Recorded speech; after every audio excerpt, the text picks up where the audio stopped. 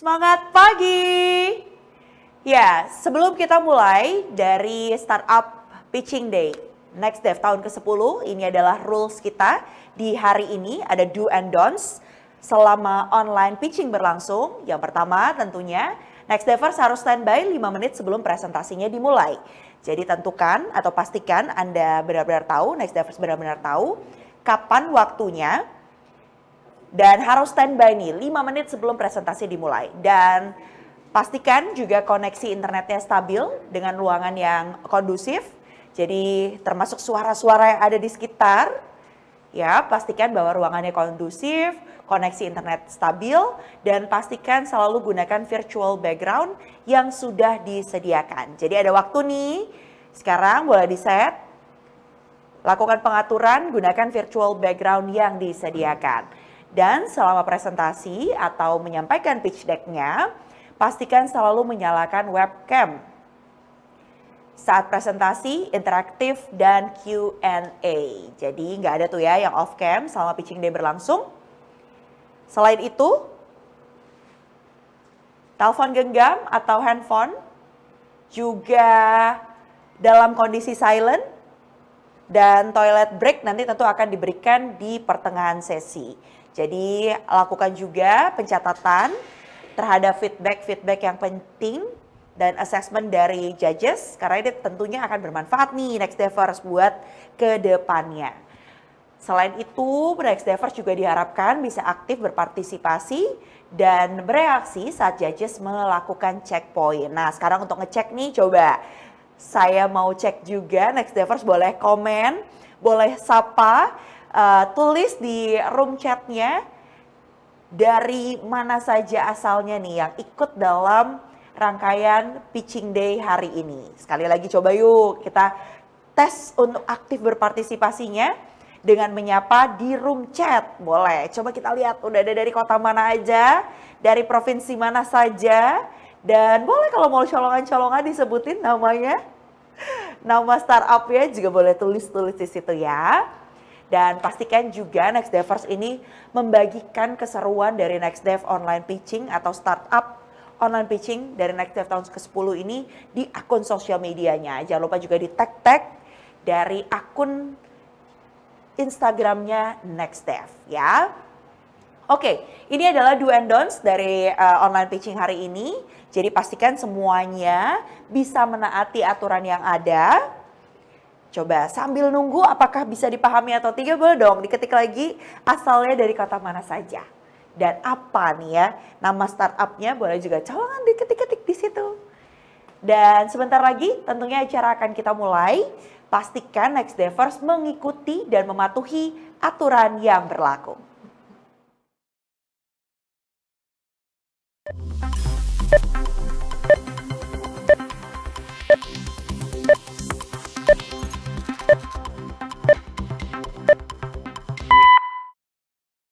Semua dimulai dari sebuah pertanyaan, juga rasa penasaran tentang masa depan.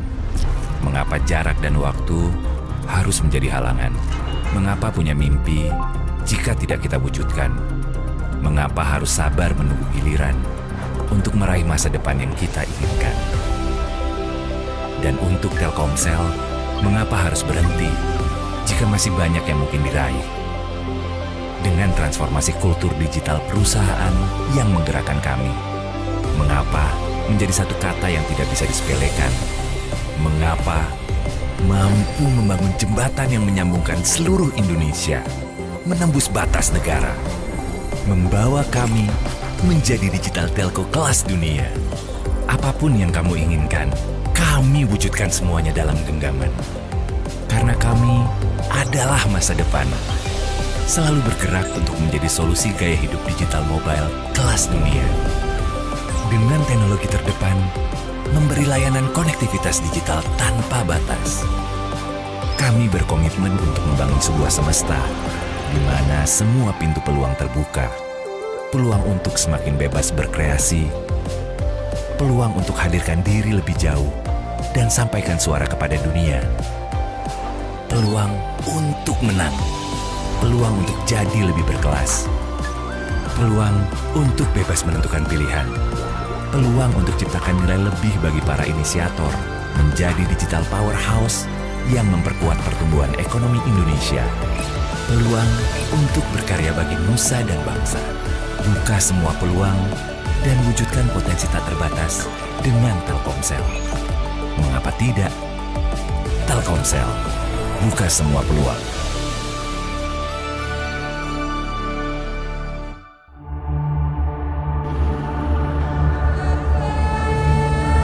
Ini semangat Indonesia.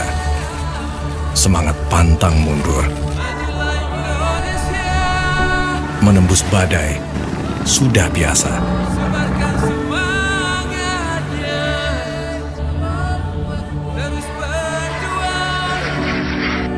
Asal berat sama dipikul, ringan sama dijinjing, dan sambung menyambung menjadi satu. Itu semangat yang memacu Telkomsel untuk selalu berinovasi, membuka ruang, dan lebih peduli, dan membantu gerak roda ekonomi untuk kemajuan bangsa ini. Telkomsel, semangat Indonesia. Dari tangisan pertama hingga dewasa, seringkali kita meninggalkan jejak yang tidak bermanfaat. Dari jejak karbon rumah tangga, jejak karbon kendaraan,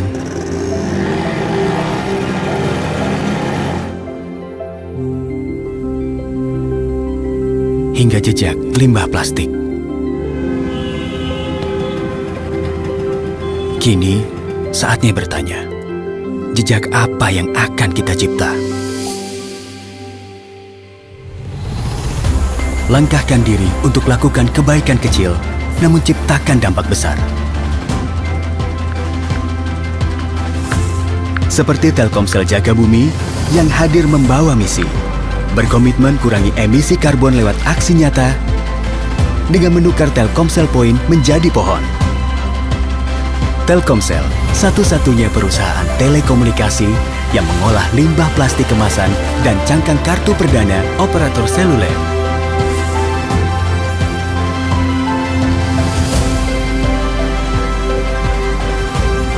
Karena menjaga kelestarian bumi adalah semangat kami, semangat Indonesia. Mari beri dampak berarti bagi bumi bersama Telkomsel Jaga Bumi.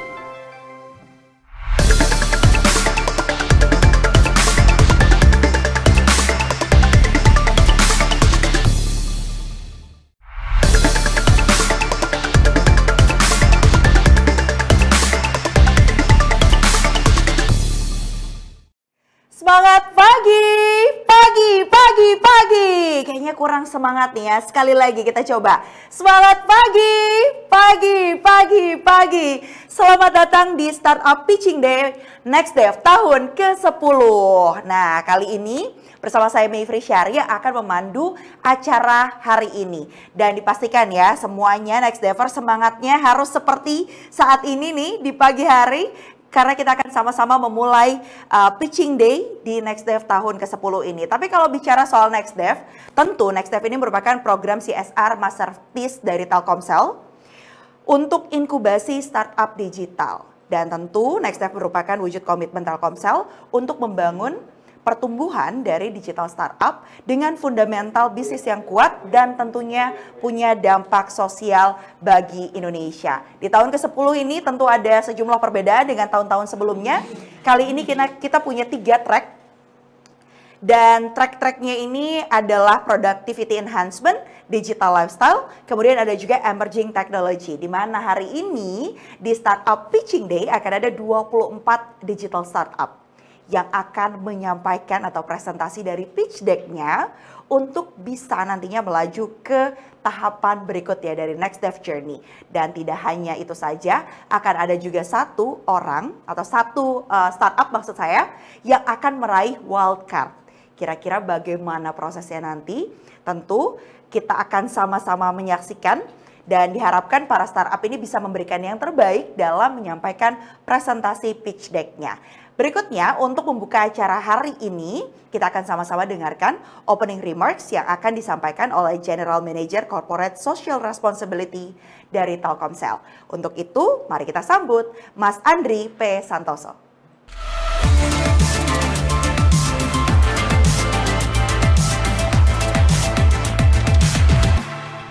Semangat pagi. Selamat pagi dan salam hangat untuk kita semua. Hari ini kami merasa sangat bangga untuk menyambut 24 startup terbaik yang telah berhasil melangkah sejauh ini dalam perjalanan tahun ke-10 NextDev. Dan kalian semua adalah perwakilan dari semangat inovasi dan ide-ide kreatif yang kami yakini mampu membawa perubahan besar di dalam ekosistem digital di Indonesia. Selagi lagi selamat atas pencapaian ini. Dan tahun ini kami berfokus pada 3 track utama, yaitu yang pertama adalah emerging technology, yang menyoroti inovasi teknologi mutakhir seperti AI, IoT, dan solusi berbasis data. Kedua adalah digital lifestyle, yang mengubah cara masyarakat berinteraksi, berkreasi, dan menikmati hiburan di era digital. Dan yang ketiga adalah productivity enhancement, yang menghadirkan solusi untuk meningkatkan efisiensi dan produktivitas bagi individu maupun pelaku bisnis. Dan setiap track ini memiliki tantangan dan peluang di dunia digital yang semakin berkembang. Kalian telah membuktikan bahwa ide dan solusi yang dihadirkan relevan dengan kebutuhan pasar dan memiliki potensi untuk menciptakan dampak nyata. Dan sesi pitching hari ini adalah langkah penting bagi kalian untuk menunjukkan nilai keunggulan startup kalian, dan gunakan kesempatan ini untuk meyakini bahwa juri tentang kesiapan kalian menghadapi tantangan bisnis, serta visi untuk mengembangkan solusi yang scalable dan berkelanjutan. Dan Telkomsel melalui program NextDev mempunyai komitmen untuk mendukung inovasi yang tidak hanya berorientasi pada bisnis, tetapi juga memberikan kontribusi positif bagi masyarakat. Apapun hasilnya hari ini, perjalanan kalian tidak berhenti di sini, jadi gunakan setiap pembelajaran untuk terus mengembangkan diri dan membawa startup kalian ke level berikutnya. Sekali lagi, selamat buat teman-teman sekalian, sukses selalu buat kalian semua, berikan yang terbaik dan tunjukkan bagaimana ide kalian dapat berkontribusi pada masa depan ekosistem digital di Indonesia. Selagi selamat dan semangat pagi. Pagi.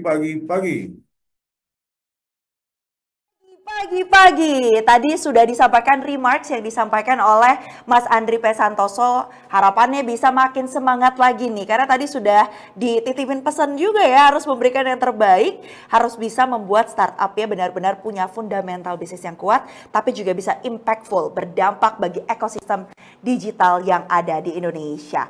Baiklah, sekarang sebelum kita menuju ke acara berikutnya, coba saya mau tes dulu NextDevers. Boleh ketik dong, asalnya dari kota mana? Bisa diketik di chatroomnya, ditulis di sana, kita sama-sama interaksi ya. Pokoknya interaksi harus dijaga sampai akhir acara nanti, karena akan ada 24 digital startup yang akan menyampaikan pitch deck-nya, presentasi di hari ini. Nah, bicara soal NextDev tahun ke-10, tentunya perjalanan panjang juga sudah dilakukan. Mulai dari proses pertama, kemudian juga ada pendaftaran, hingga hari ini kita sudah sampai di pitching day. Kira-kira bagaimana proses yang sudah dilalui dan ke depannya akan seperti apa ya timeline-nya? Langsung saja kita akan persilakan. Ini dia yang akan disampaikan oleh CSR Education dan juga Community Development dari Telkomsel, yakni Mas Gading Al-Makfuri.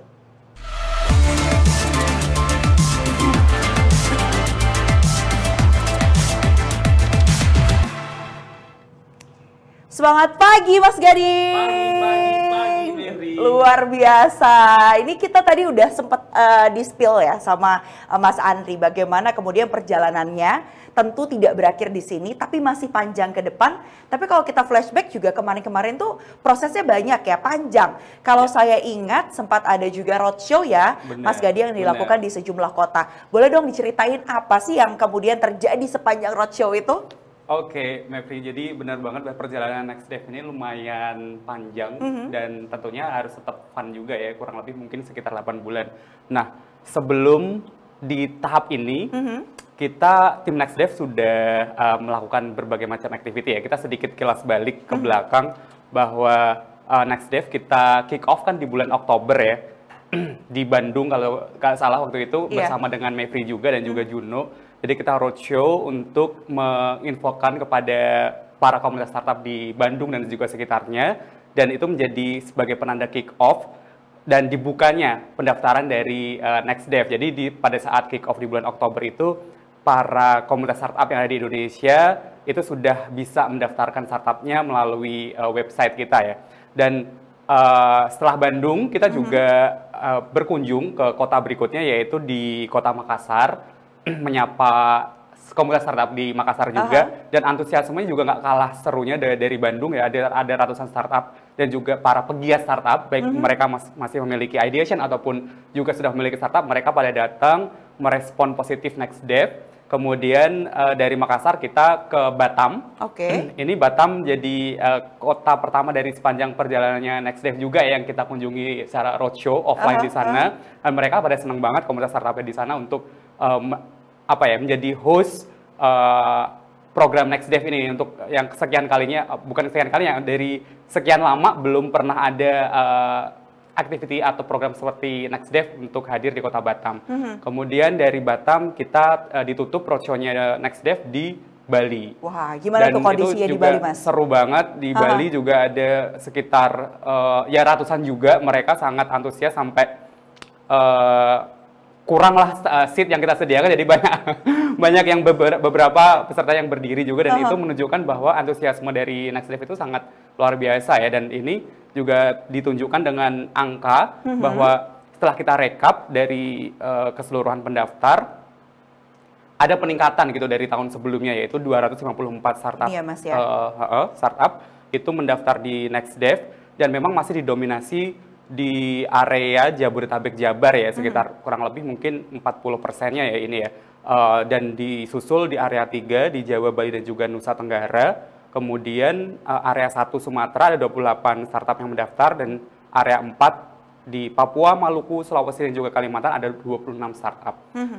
Tapi angka ini tentunya tidak menjadi dasar bahwa pemenangnya, meskipun yang terbanyak itu ada di area Jabodetabek Jabar, belum tentu nanti pemenangnya juga dari area itu gitu ya. Jadi nantinya sama-sama mendapatkan intensif workshop, intensif kelas, kemudian saling berkolaborasi, connect dengan digital ekosistem Telkomsel maupun juga di luar ekosistem Telkomsel, sehingga nanti akan diuji lagi di tahap berikutnya. Nah, kalau kita ngomongin timeline-nya NextDev sendiri, tadi juga aku sudah sampein gitu ya, sekitar 8 bulan ya, dimulai dari bulan Oktober, kemudian nantinya akan diakhiri puncak NextDev Summit-nya itu ada di bulan Mei kurang lebih. Jadi bulan Oktober activity kita tadi sudah disampaikan bahwa ada kick off di Bandung secara offline, kemudian roadshow sampai dengan Desember, sampai dengan November kalau nggak salah.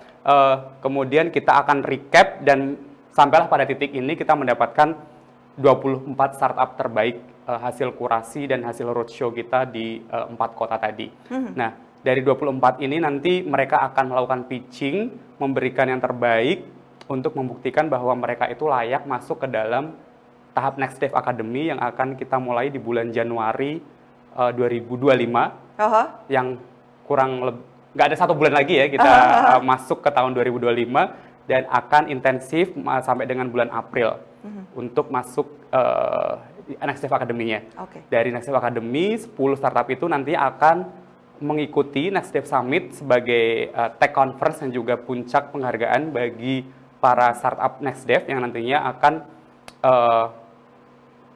final pitching kepada di depan juri juga. Tentunya jurinya akan lebih hebat-hebat lagi, lebih kalibernya mungkin internasional. Kemudian nanti mereka akan dipilih menjadi yang terbaik dari yang terbaik berarti tentunya ya pastinya. Sebenarnya kalau kita ngomongin program atau journey-nya dari NextDev ini kan yang juga menarik adalah tiap-tiap stage-nya itu punya nilainya tersendiri. Nah, sekarang hari ini akan melakukan pitching day. Nah, setelah ini akan ditentukan nih nanti siapa yang terbaik 10 yang terbaik artinya ya 10. untuk menuju ke akademi. Tentunya ada mentor yang juga luar biasa, ada berbagai program-program yang juga perlu untuk dipahami bersama gitu ya nanti di dalam akademi itu. Nah ini nih buat yang lagi pada deg-degan, Mas Gading, apa sih yang ingin disampaikan untuk 24 startup yang kayaknya dari tadi malam kayaknya komat kami terus gitu untuk bisa pitching hari ini, silakan. Aku yakin mereka pasti deg-degan ya untuk karena pengen memberikan yang terbaik tentunya. Pitching, untuk dari mereka sendiri kan pasti punya ekspektasi untuk memberikan yang terbaik.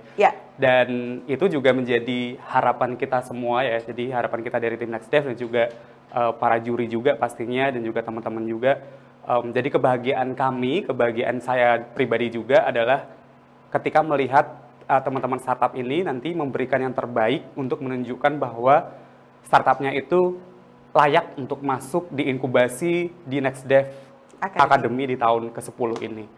Jadi itu sebenarnya harapan terbaik kita untuk bersama-sama nanti elevating startup dan supaya nanti ya Indonesia Emas juga bisa tercapai apa yang menjadi aiming-nya Indonesia. Ya, Indonesia Emas 2045, tapi kita persiapkan dari sekarang. Betul. Dan salah satunya juga ada di tangan 24 startup yang bentar lagi akan nge-pitch ide-idenya ya. Karena kalau kita tadi lihat ada 3 track di Next Dev tahun ke-10 ini yang juga menyesuaikan ya Mas Gading ya dari perkembangan dan kebutuhan. Betul. Dari Indonesia maupun di tingkat global. Benar sekali, dan juga regional dan juga global. Regional dan juga global. Terima kasih banyak sekali lagi Mas Gading. Sama-sama, Tadi sudah dikasih bocoran-bocoran apa saja sih journey yang akan dihadapi oleh Next Devers di tahun ke-10 ini. Dan tips-tipsnya juga tadi udah dibagi sama Mas Gading ya. Terima kasih banyak sekali lagi Mas Gading atas penyampaiannya Next Dev tahun ke-10 in numbers.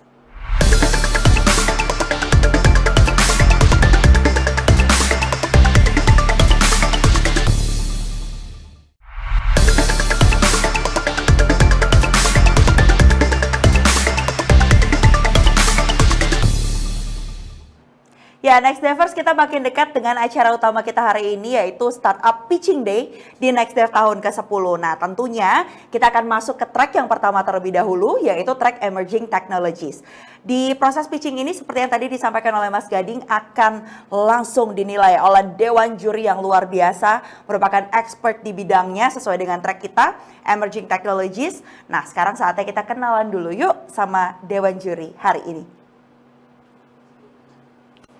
Ya, ini dia Dewan Jurinya. Yang pertama ada Mas Hadi Sucipto yang merupakan Manager CSR Education and Public Community Development dari Telkomsel. Kemudian ada Mas Edmund Karuli, SVP Investment BNI Ventures. Dan yang ketiga ada Mas Evanko Andreas yang merupakan Head of Investment Telkomsel Ventures. Dan ini nih, yang keempat yaitu Mas Muhammad Pijaksana June Rosano, CEO dan juga founder dari Ways for Change. Kita langsung kenalan dengan para Dewan Juri. Ini udah ada di samping saya. Dewan Juri kita. Nah, nih sudah lengkap semuanya. Semangat pagi. Boleh di-unmute para Dewan Juri. Pagi. Luar biasa. Gimana kabarnya pagi hari ini? Mas Evanko, sehat Mas? Sehat yes. Mas?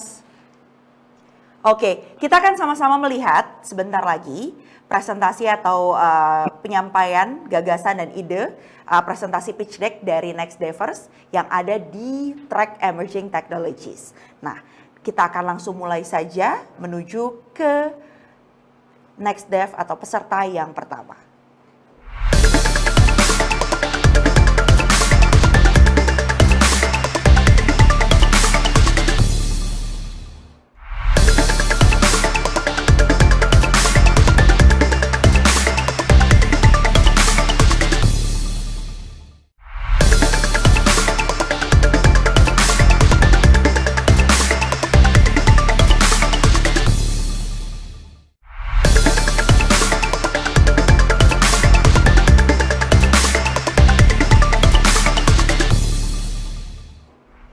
Ya, sudah ada startup yang pertama nih, Evolusi AI. Halo. Semangat pagi. Boleh sambil di-unmute dulu. Semangat pagi. Oke, ini baru bisa. Pagi, selamat pagi. Pagi. Ya, sebentar lagi saya akan persilahkan ini untuk bisa menyampaikan presentasinya ya. Presentasinya adalah 3 menit. Jadi roles-nya nanti presentasi 3 menit. Setelah itu akan ada sesi tanya jawab dengan para judges, di mana nanti akan diberikan waktu untuk menjawab selama 1 menit. Oke? Sudah clear? Oke. Sudah jelas? Jadi nanti 3 menitnya akan dimulai sejak para startup-nya ini mulai berbicara. Coba ya, sudah siap? Siap. Baik, kita mulai Oke. 3 menit dari sekarang. Indonesia darurat literasi finansial. Saya akan coba beberkan faktanya. Next. Pertama, literasi finansial di Indonesia sangatlah rendah. 62% Gen Z tidak punya dana darurat. 69 triliun tunggakan pinjol berdasarkan data OJK terakhir, mayoritas adalah Gen Z dan milenial. 1,4% penetrasi asuransi di Indonesia dari PDB sangat jauh dibandingkan negara ASEAN. Kita tanya mengapa? Saya seorang financial planner, certified financial planner, dan saya paham betul akses literasi finansial sangat eksklusif dan sangat mahal. Rata-rata per paket itu 3-10 juta. Kita tanya lagi, kenapa semahal itu? Karena seorang certified financial planner, mereka memiliki kesulitan untuk menskalabilitas dan monetisasi pasar mereka. 41% pekerjaan administratif. Monetisasi terbatas, kita hanya menjual book plan dan kelas dan seminar, belum lagi tantangan untuk mencari klien baru. Next. Mari kita lihat solusi saat ini. Solusi saat ini sangatlah terbatas. Seorang perencana keuangan hanya bisa menjual book plan, seminar, dan juga kelas-kelas keuangan. Next. Belum lagi produk-produk keuangan yang hanya fokus untuk menjual produk keuangan seperti investasi dan juga asuransi. Ini belum menjawab masalah literasi finansial yang membutuhkan juga skalabilitas tinggi. Next. Next. Oleh karena itu, solusi AI hadir. Di sini kami berupaya untuk memberikan perencanaan keuangan bagi perencana keuangan berbasis AI, ya, menghadirkan perencanaan keuangan yang terjangkau, mudah diakses, dan juga scalable. Kami menargetkan untuk bisa memberikan literasi keuangan yang mudah diakses, memperluas layanan dan juga pendapatan bagi seorang financial planner melalui inti dengan produk-produk keuangan, dan juga mempermudah financial planner untuk bisa mengakuisisi klien dengan lebih efisien. Next. Potensi pasar saya lihat cukup besar dan sangat besar. Di sini kami fokus untuk bisa menargetkan 50.000 CFP terlebih dahulu dan juga agen asuransi. Next. Aset solusi yang kami tawarkan juga mudah dan juga memiliki skalabilitas tinggi. Kami fokus menghadirkan end-to-end AA back-end operational platform, menghadirkan dari akuisisi klien hingga funnel terakhir, yaitu memberikan layanan financial product seperti debt management, asuransi, investasi, dan sebagainya. Next. Sejak idea dan proof of concept, total revenue kami 45 juta rupiah, kami fokus ke CFP dengan yang sudah kami implementasikan adalah konsultasi finansial. Progres selanjutnya fokus ke financial product lainnya dan juga roadmap dari sisi marketing dan CRM. Next. Kami terdiri dari tim yang kompeten dan berpengalaman. Saya sendiri seorang certified financial planner, saya sudah 9 tahun di industri dan juga ex-director dan chief sales Amlan International.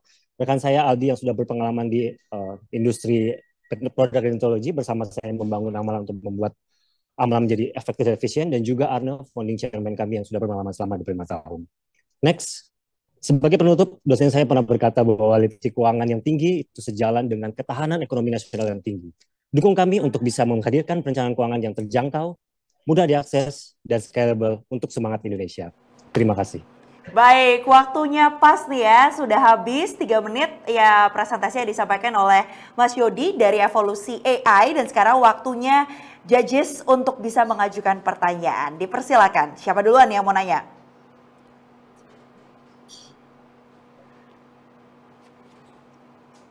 Oke, silakan Mas Hadi. Pak Hadi, silakan. Terima kasih Mbak Mevri. Ya, oke. Yang pertama, terima kasih Mas Yodi, menarik banget bisnis evolusi AI ini.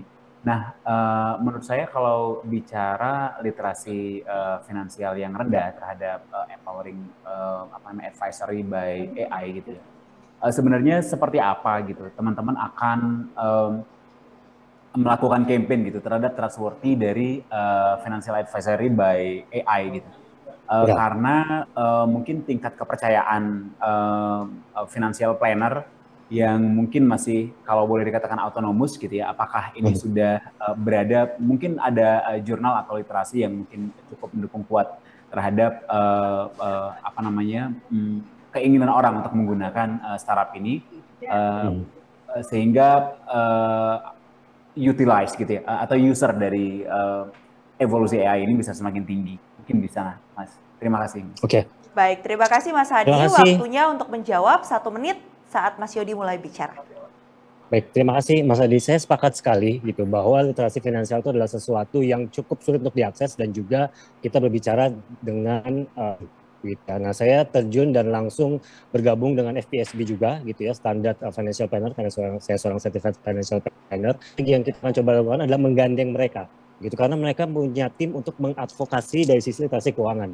Begitu. Nah, harapannya dengan kita menggandeng mereka juga itu bisa membantu kami dan kampanye dari sisi literasi keuangan.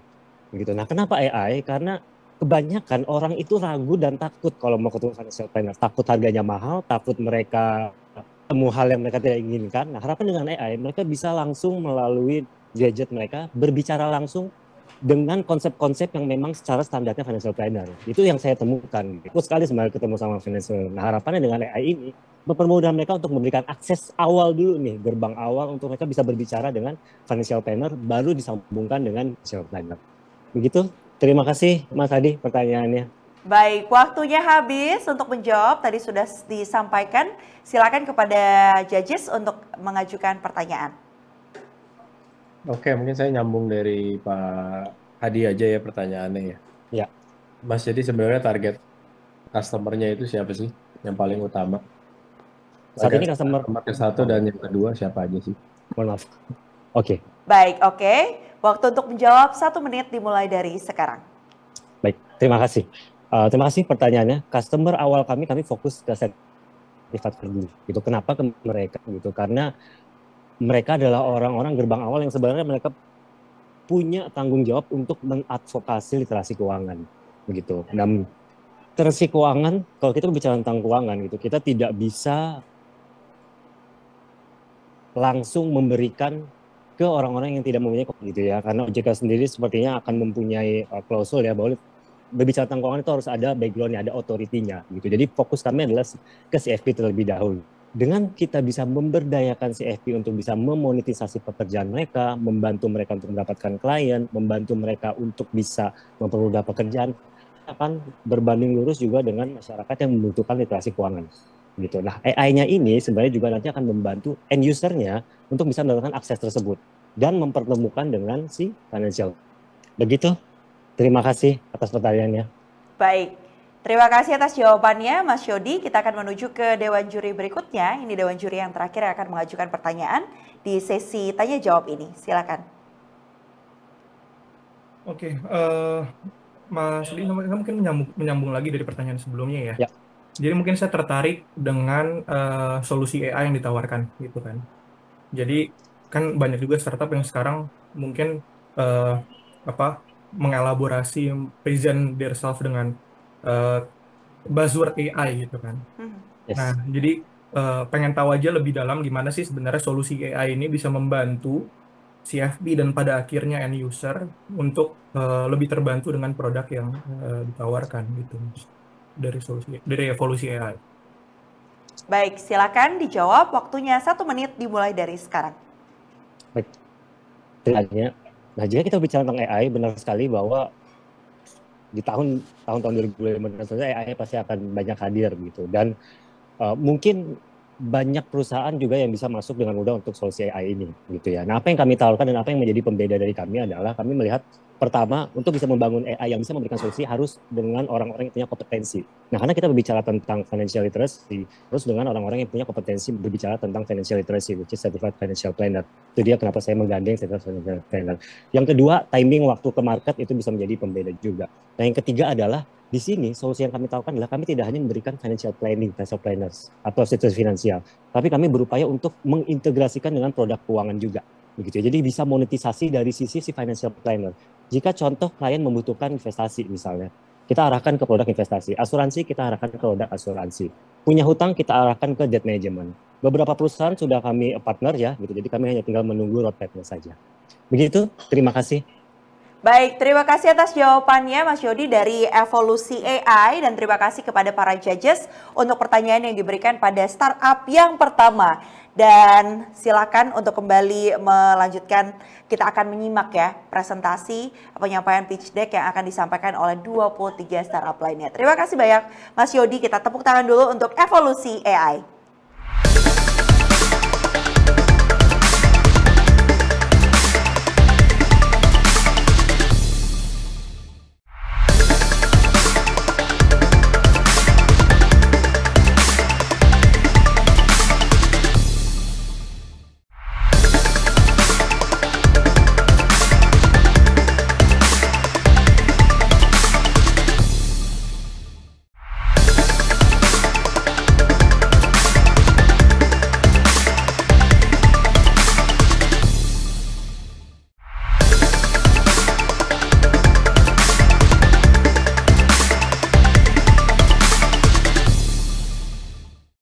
Kita akan langsung menuju ke startup kedua. Ini sudah standby nih ya dari satu platform. Semangat pagi. Boleh di-unmute? Semangat pagi. Pagi. Wah, siap-siap untuk bisa presentasi dari pitch deck-nya. Ini ada business deck yang akan disampaikan oleh satu platform ya. Ada Mbak dengan Mbak Mira, oke, baik. Silakan, sudah dipahami ya Mbak Mira ya, waktunya adalah 3 menit untuk presentasi pitch deck-nya. Sudah siap? Siap. Ya, waktunya dimulai saat Mbak Mira mulai bicara. Oke, siap. Baik, terima kasih. Sebelumnya selamat pagi. Perkenalkan, saya Mira Dwi Pangestu dari COO Satu Platform. Sebelumnya kepada para jajah yang terhormat, apakah sudah pernah ada yang mendengar Satu Platform? Jadi Satu Platform adalah climate management platform yang bergerak di bidang ESG dan juga carbon accounting bagi organisasi atau perusahaan. Boleh dibantu next? Kemudian kami mengetahui kalau menurut survei dari Green Impact Gap yang dilakukan oleh Schneider Electric mengungkapkan bahwa hampir setengah dari bisnis di Indonesia itu belum memiliki strategi keberlanjutan yang komprehensif atau belum memiliki pelaporan keberlanjutan secara penuh. Hal ini dikarenakan terdapat banyak faktor yang mempengaruhi. Salah satunya itu adalah kurangnya awareness, kemudian kurangnya transparansi yang dilakukan oleh perusahaan, dan juga perusahaan itu merasa kesulitan ketika membuat laporan dan juga menghitung karbon.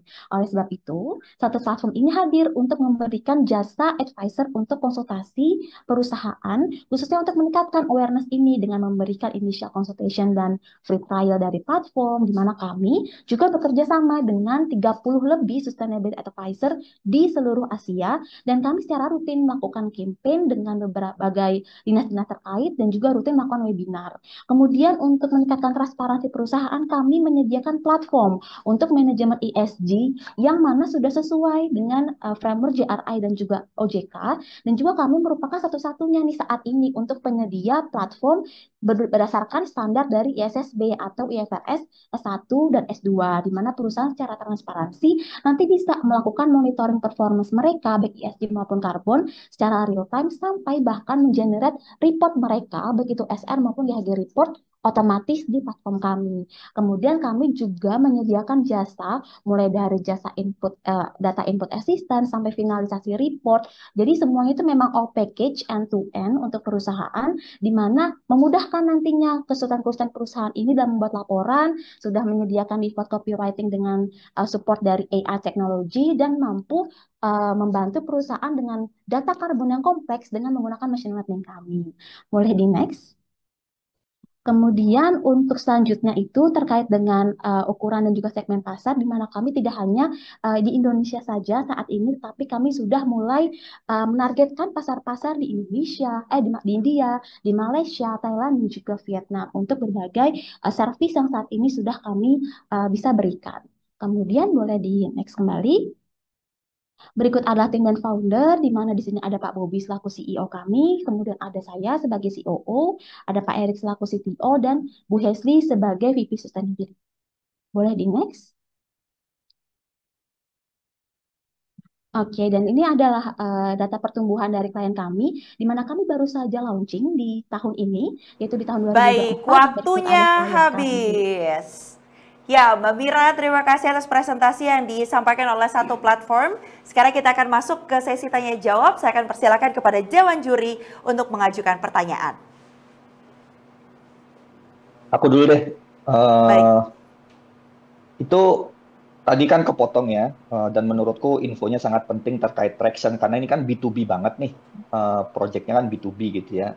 Apakah teman-teman selama bulan April 2024 di launching sampai bulan ini itu udah ngedapetin leads berapa banyak gitu ya? Karena saya pengen ngecek fit to marketnya seperti apa. Boleh dijelasin nggak kayak gimana fit to marketnya gitu ya? Apakah betul setelah di launching banyak sekali permintaan dari potensial klien? Iya, betul. Baik, silakan waktu menjawab 1 menit. Oke, baik, terima kasih kepada Judges atas pertanyaannya. Jadi pada saat kami launching di 2024 ini kebetulan memang kami bisa menyediakan platformnya secara integrasi, itu bisa membantu perusahaan baik ESG maupun karbon untuk melakukan manajemen di platform kami. Dan untuk klien-klien ini memang kebetulan dari BUMN, orang lebih kebanyakan ini dari BUMN, juga ada dari sektor swasta. Dan ini mereka ini yang sudah paying klien ini memang memiliki kebutuhan dan kewajiban untuk melakukan sustainability report dan juga menghitung carbon accountingnya mereka gitu. Jadi kami bisa membantu mereka dan memang itu sesuai dengan kebutuhannya mereka, karena mereka merasa terbantu dengan contohnya ada Telkom Group yang memiliki banyak sekali anak perusahaan, itu sangat terbantu dengan adanya platform kami yang bisa memanage data-data mereka secara terintegrasi di platform kami, sehingga mereka dengan mudah ketika melakukan monitoring, kemudian mengenerate reporting dan sebagainya. Begitu pula dengan perusahaan-perusahaan yang lainnya.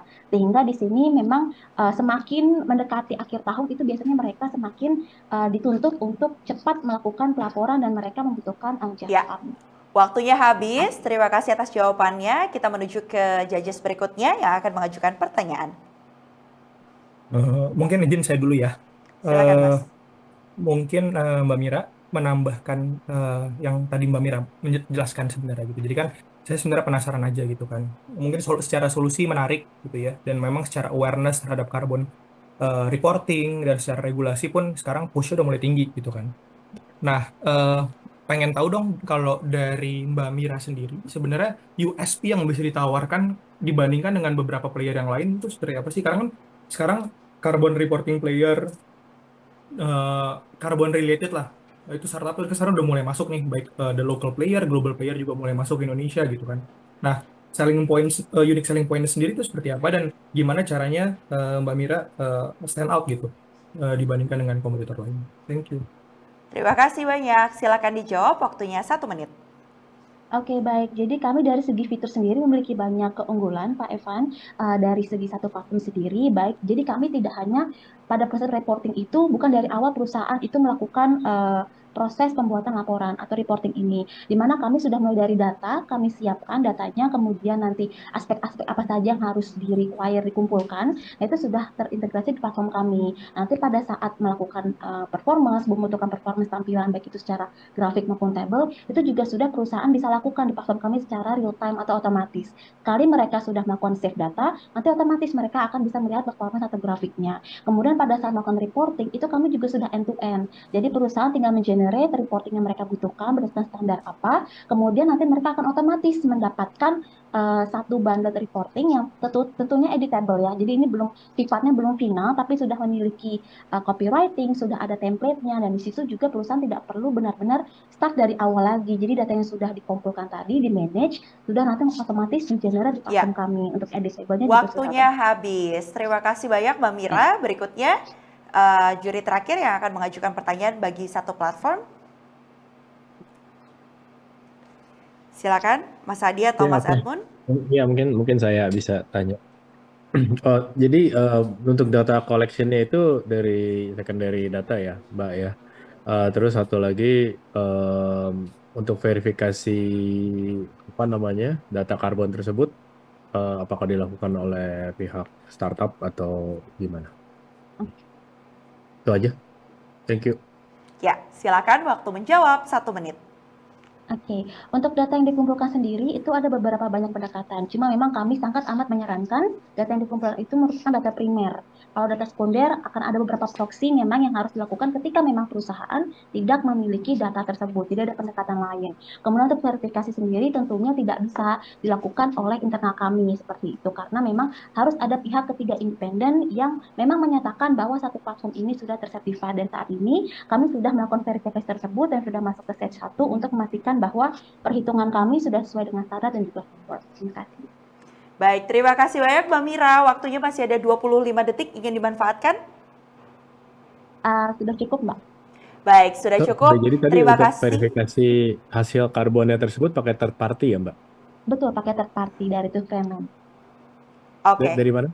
Dari Tufreeland, Pak. Oke, itu vendor di Singapura ya?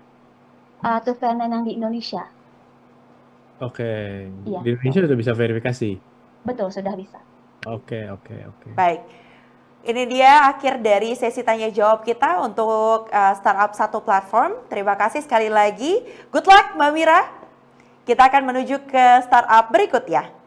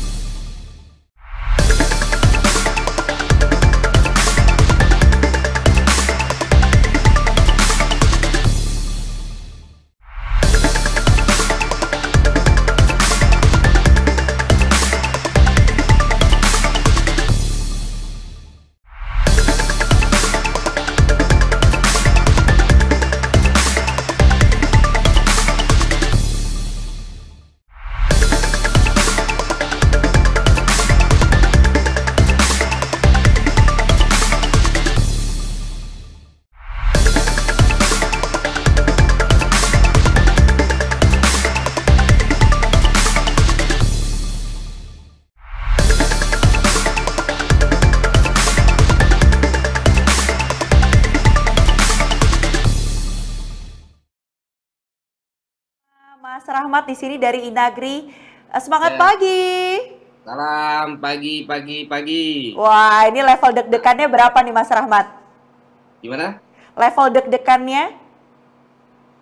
0 sampai 100. Iya, 0 sampai 100 berapa? Di 70. Di 70 ya. Kita lihat nanti setelah menyampaikan presentasinya apakah bertambah atau justru makin lega, makin berkurang ya. Baik, waktunya sama seperti yang lain, 3 menit ya. Dimulai saat Mas Rahmat mulai bicara. Silakan. Salam, selamat pagi. Terima kasih pada Dewan Juri yang kami hormati atas waktu yang diberikan kepada Inagri Global Technology. Saya Maki Al-Malik sebagai founder di Inagri Global Technology. Oke, fokus usaha kami yaitu di bidang pertanian yang berbasis ekosistem. Next.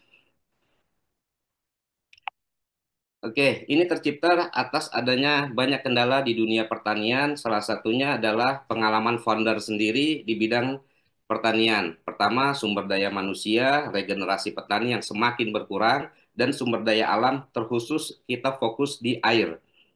Masalah lahan yang banyak beralih fungsi menjadi non-produktif dan kepastian market bagi hasil panen mereka. Maka kami menciptakan sebuah alat yang bernama IG Light, yaitu alat budidaya tanaman di mana instalasinya kita rubah atau integrasi kepada sistem hidroponik menggunakan greenhouse.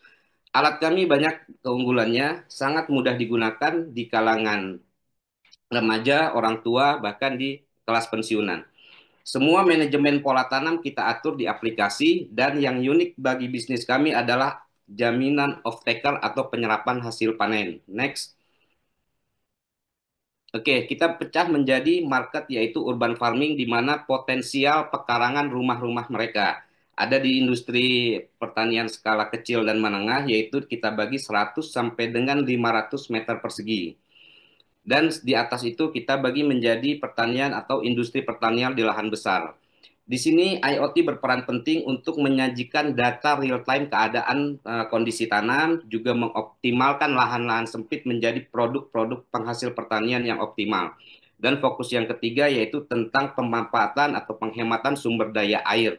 Nah, kepatuhan di sini maksudnya adalah para agritar kami menanam sesuai apa yang disarankan di aplikasi. Kelayakan teknis dan potensi ini berkolaborasi di dunia IT atau bidang-bidang lain untuk menyajikan data big real daripada pertanian bagi industri yang memerlukannya. Next. Ini profil saya sudah 20 tahun di bidang agropertanian dan profil daripada co-founder Fikri Firdaus yang sudah lama juga di bidang IT. Next. Tracking bisnis kami di 2024, konsumen kami ada di Kiai Tani yang semuanya adalah provinsi di Jawa Barat. Omset perusahaan kami tertelah, yang sedang kami kerjakan dalam jangka pendek ini adalah berkolaborasi dengan Kementerian Desa untuk menciptakan prototipe bisnis model kami di desa-desa. Kemudian next daripada bisnis kami yang sedang kerjakan adalah ingin terciptanya sebuah integrated farming di mana peternakan, pertanian, dan perikanan ada pada satu lahan yang potensial. Juga menginginkan provider yang memiliki akses internet di bidang khusus pertanian yang visible dan berkelanjutan. Terima kasih. Baik, waktunya habis. Terima kasih banyak Mas Maky Al-Malik atas presentasinya. Kita langsung menuju ke judges. Mungkin dari Mas Hadi dulu ada yang ingin ditanyakan, Mas? Ya, terima kasih Mbak Mevri. Farming selalu menjadi menarik, tapi pemainnya juga semakin banyak sekarang kalau saya lihat ya.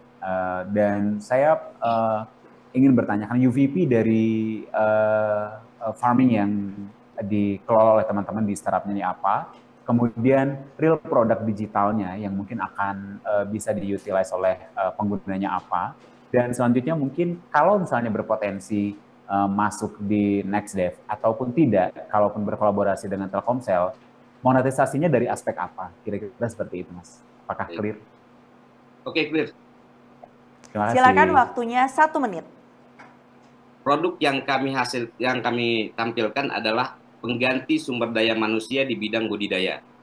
Itu satu. Dan kami berfokus pada produk-produk sayuran yang western food, juga oriental food. Contohnya kami sekarang berfokus kepada bayam Jepang atau Horenjo. Kolaborasi yang akan kami tampilkan dengan teknologi adalah kami menginginkan sebuah internet yang khusus pertanian. Contohnya, di lapangan, kami membeli kuota, lebih banyak kehabisan masa waktunya. Nah, jadi menginginkan yang masa waktu yang panjang, yang 1 tahun, yang akan kami bundling pada paket penjualan kami berupa alat IG Lite ini, beserta internetnya. Jadi para petani tidak memikirkan bagaimana memikirkan kuota, bagaimana memikirkan masa aktif. Tiap bulannya mereka cukup membayar fee member kepada kami dan akan kami bagi sharing kepada kolaborasi-kolaborasi yang ada di bawah kami. Terima kasih. Baik, terima kasih atas jawabannya. Kita langsung ke Mas Edmund, mungkin ada yang ingin ditanyakan?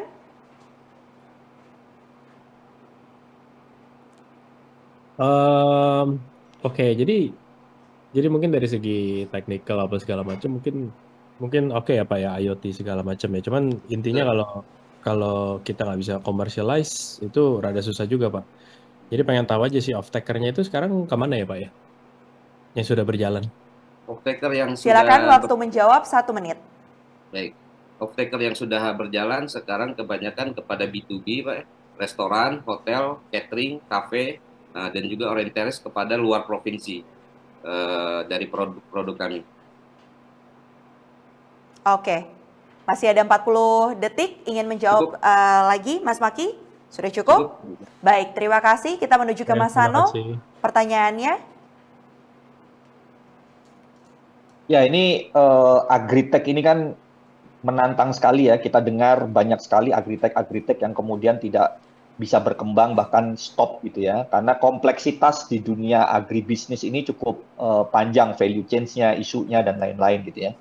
Nah, bagaimana memitigasi resiko-resiko dan belajar dari kawan-kawan agritech yang lainnya, dan bisakah memastikan bahwasanya teman-teman bisa betul-betul sustainable dan berkembang bisnisnya? Baik, terima kasih Mas Sano. Waktunya Mas Maky 1 menit untuk menjawab. Baik, berdasarkan riset penelitian kami di dunia supplier, banyak memang mereka yang istilahnya menutup usaha bisnisnya 1 sampai dengan 2 tahun. Jadi permasalahan utamanya adalah masalah market atau ketersediaan pasar yang menyerap daripada hasil panen mereka. kami memiliki pasar yang cukup potensial. Kemudian yang kedua, kami memiliki supply chain atau hasil olah tanam after panen. Contohnya, kita bisnisnya maka didasarkan ekosistem, Pak, atas kepatuhan. Jadi kami ingin memanajemen pola tanam. Berapa orang yang menanam sayur ini, berapa orang yang menanam sayur A, sehingga ada supply dan demand itu terpenuhi. Tidak berdasarkan ikut-ikutan nanam saja. Dan yang terpenting ketika offer daripada panen ini, kami mempunyai produk hasil olahan panen, baik berupa misalnya ditepungkan, baby food, ataupun kepada industrial peternakan menjadi pakan dan lain sebagainya. Ini Baik. diantisipasi bisa. Waktunya habis, Mas Maki. Terima kasih banyak atas jawabannya. Tadi kalau di awal kan udah sempat ditanya berapa levelnya, 70-an gitu ya. Sekarang berapa? Makin lega atau makin deg-degan? Alhamdulillah makin lega. Makin lega. Kita doakan hasil yang terbaik ya untuk teman-teman atau Next Devers dari Inagri. Terima kasih banyak dan terima kasih juga pada Dewan Juri. Kita akan menuju ke startup berikut ya. Baik, terima kasih.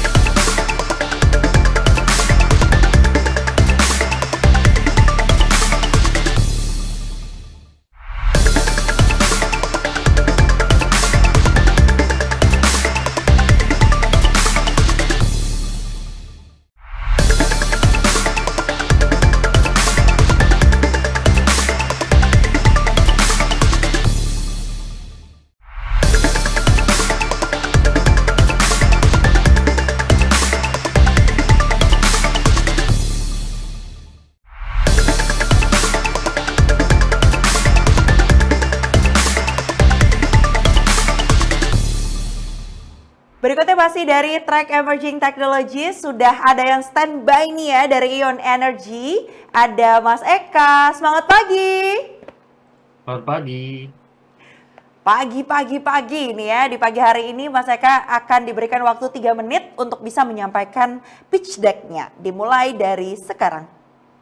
Baik, selamat pagi tim NextDev dan judges sekalian. Kami dari Ion Energy merupakan license SPKLU atau EV Charging Station. Bisa di next? Ya, bisa di next. Ya, visi kami adalah untuk eliminate range anxiety untuk pengendara mobil listrik. Bisa di next? Jadi, kami merubah model bisnis dari SPKLU biasa menjadi on-demand charging karena pengalaman kami mendirikan SPKLU ada 2. Yang pertama adalah problem di konsumer itu masih kekurangan untuk infrastruktur charging station. Yang kedua, penghuni yang tinggal di high-rise building itu kesulitan untuk pengisian daya karena mereka tidak memiliki charging pribadi ya. Lalu yang tinggal di rumah itu juga kesulitan karena penambahan daya itu cukup memakan waktu dan biaya. Rata-rata rumah di Indonesia itu 1.800 sampai 3.500 watt, tapi home charging itu 7.000 watt. Nah, di sisi SPKLU, kesulitannya adalah pembangunan SPKLU itu membutuhkan izin yang berlapis. Yang kedua itu biaya konstruksi yang cukup tinggi. Yang ketiga itu edukasi untuk pemilik building dan tanah itu mereka sulit untuk bekerja sama gitu. Bisa next? Ya, solusi kami adalah membangun on demand. Jadi kita bisa panggil, kita membuat power bank untuk mobil listrik dan akan keliling di Jabodetabek maupun di kota-kota besar yang demandnya tinggi untuk mobil listrik. Bisa next? Ini modelnya kita, bisa next lagi. Ya, jadi market size dari data Kementerian SDM, memang kebutuhan energi mobil listrik saat ini adalah 15 triliun per tahun dan terus meningkat di setiap tahunnya dan kita akan total SOM yang kita mau servis adalah $40 million atau sekitar 500 miliar per tahun. Bisa next? 3 bisnis model, yang pertama adalah kita pay per charge, yang kedua rental, kita akan bikinnya power bank yang lebih kecil, di mana pengguna EV akan bisa bawa pulang power bank tersebut, yang ketiga partnership. Bisa next? Ya, attraction kita kurang lebih saat ini ada 6 station yang permanen dengan $6.000 per bulan ya. Bisa next? Next lagi? Next lagi? Iya, kita adalah first mover untuk on-demand charging di Indonesia. Bisa next lagi? Ini milestone dan partnership. Ya, terima kasih. Bisa next lagi? Baik, waktunya habis untuk Aeon Energy. Ada Mas Eka yang sudah presentasi. Terima kasih banyak atas presentasinya. Kita langsung persilahkan kepada judges untuk bisa bertanya. Mungkin dimulai dari Mas Evan Ko terlebih dahulu. Oh ya, boleh deh. Silakan bro.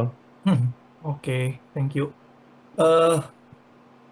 Sorry Mas, mau nanya dikit dong. Tadi kan sempat kelewat tuh. Jadi itu traction-nya sekarang 16 juta ARR itu traction actual atau target ya? Silakan. Tadi iya, terima kasih pertanyaannya. Jadi yang pertama, traction tersebut diambil dari 6 station charging permanen, di mana satu charging itu kurang lebih revenue-nya 12 sampai 15 juta per bulan. Jadi total 6 sekitar 90 juta per bulan ya. Oke, berarti bukan US dollar ya? Tadi US dollar 6.000. Oh, 6.000. Oke. Oke. Oke. Boleh melanjutkan pertanyaannya? Baik, terima kasih banyak Mas Evan Ko atas pertanyaannya. Kita tidak ada follow up question, jadi akan langsung diserahkan kepada Mas Sano untuk menuju ke pertanyaan berikutnya. Yang pertama, apakah logistik issues berpindah-pindah tempat on demand ini akan menjadi cost tertingginya dan ribetnya? Yang kedua, apakah pernah melakukan studi dengan para pemilik EV? Apakah betul mereka membutuhkan hal ini gitu ya, on demand ini? Yang berikutnya, menurutku satu kali charging atau si baterai yang tadi itu, dia bisa untuk nge-charging berapa mobil ya untuk penuh ya? 3 itu. Baik, terima kasih banyak Mas Sano. Waktunya untuk menjawab Mas Eka 1 menit dimulai dari sekarang. Iya Pak, yang pertama bisnis model ini proven di beberapa negara yang sudah lebih dulu mengadopsi EV, baik itu Amerika dan China. Yang kedua untuk studi, memang kita ada komunitas untuk beberapa mobil listrik ya. Dan kita coba survei dan tanyakan, mereka sih bilang cukup ide yang bagus gitu ya. Lalu yang kedua pertanyaannya, yang terakhir tadi apa ya tadi ya? Maaf. Yang terakhir satu kali baterainya itu sekali charging bisa mobil. Iya. Untuk satu baterai yang keliling itu 65 kW itu setara dengan satu baterainya Ioniq 5. Jadi bisa menghandle 500 km kurang lebih. Nah, mungkin ya kan pengendara EV juga nggak dari nol banget. Jadi mungkin rata-rata 40-50%. Waktu habis. Terima kasih Mas Eka dan terima kasih Mas Sano atas pertanyaannya. Kita menuju ke Mas Edmund. Silakan untuk bisa bertanya pada Aeon Energy. Oke, tadi iya cukup menarik ya yang mobile charging itu ya, yang jadi power bank ya, itu cukup menarik sih, ide yang lucu ya. Pengen nanya ininya sih, angle teknologi atau apps-nya yang biasanya nih kalau misalkan bisnis model seperti ini ada supporting ekosistemnya dalam bentuk kayak mobile apps gitu ya, yang bertujuan untuk kayak apa namanya akuisisi customer dan juga retention gitu ya, dan segala macam lah, discovery buat engagement buat kepada customer. Di sini seperti apa ya Mas ya kira-kira? Iya. Baik, silakan waktunya 1 menit Mas Eka, bisa dijawab mulai dari sekarang. Ya baik, terima kasih pertanyaannya. Jadi yang memang untuk bisnis model baru ini akan launch di akhir Januari ya, karena kita akan ngejar untuk mudik. Jadi memang akan ada mobile apps di situ, kita bisa panggil untuk mobile chargingnya atau bisa ke on spot location. Jadi kita akan ada beberapa lokasi di mana orang juga bisa datang ke situ. Terus biayanya tentu 1 per kilowatt sama per kilometer kalau dipanggil gitu. Jadi dimanapun baik itu di kantor maupun di rumah orang itu bisa ngecharge dan bisa ditinggal juga. Jadi setelah selesai bisa langsung dicabut gitu. Untuk mobile app nanti pasti akan launching. 10 detik lagi. Iya, cukup. Terima kasih. Baik, terima kasih banyak Mas Eka atas presentasi dan jawaban atas pertanyaan yang disampaikan oleh 3 judges kita. Sesi Q&A untuk startup Aeon Energy sudah selesai. Kita akan menuju ke startup berikutnya.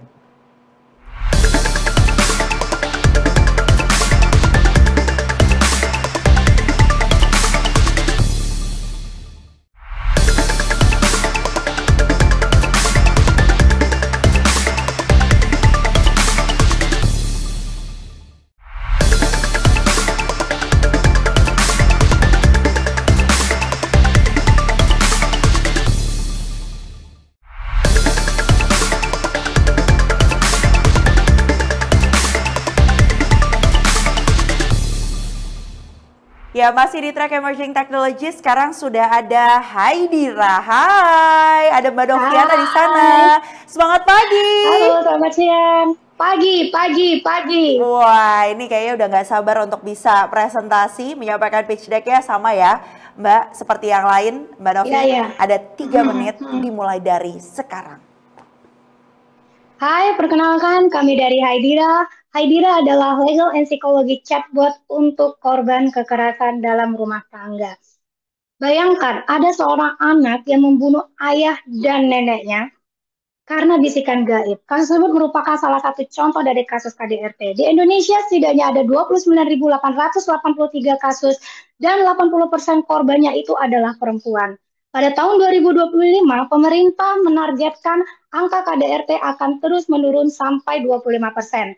Next, kami menawarkan solusi chatbot berbasis AI untuk menurunkan angka KDRT. Kami memiliki 3 fitur unggulan yang tidak dimiliki oleh kompetitor kami, yaitu dirancang dengan teknologi NLP, lalu kemudian dapat diakses secara anonim, dan memiliki flexible time. Next, berikut adalah model bisnis kami. Kami mengenerate revenue dengan cara subscription fee dan juga transaction fee. Jadi, korban KDRT itu dapat mengakses Haidira dengan membayar subscription fee. Lalu kemudian mereka akan mendapatkan rekomendasi penyelesaian masalahnya secara mandiri.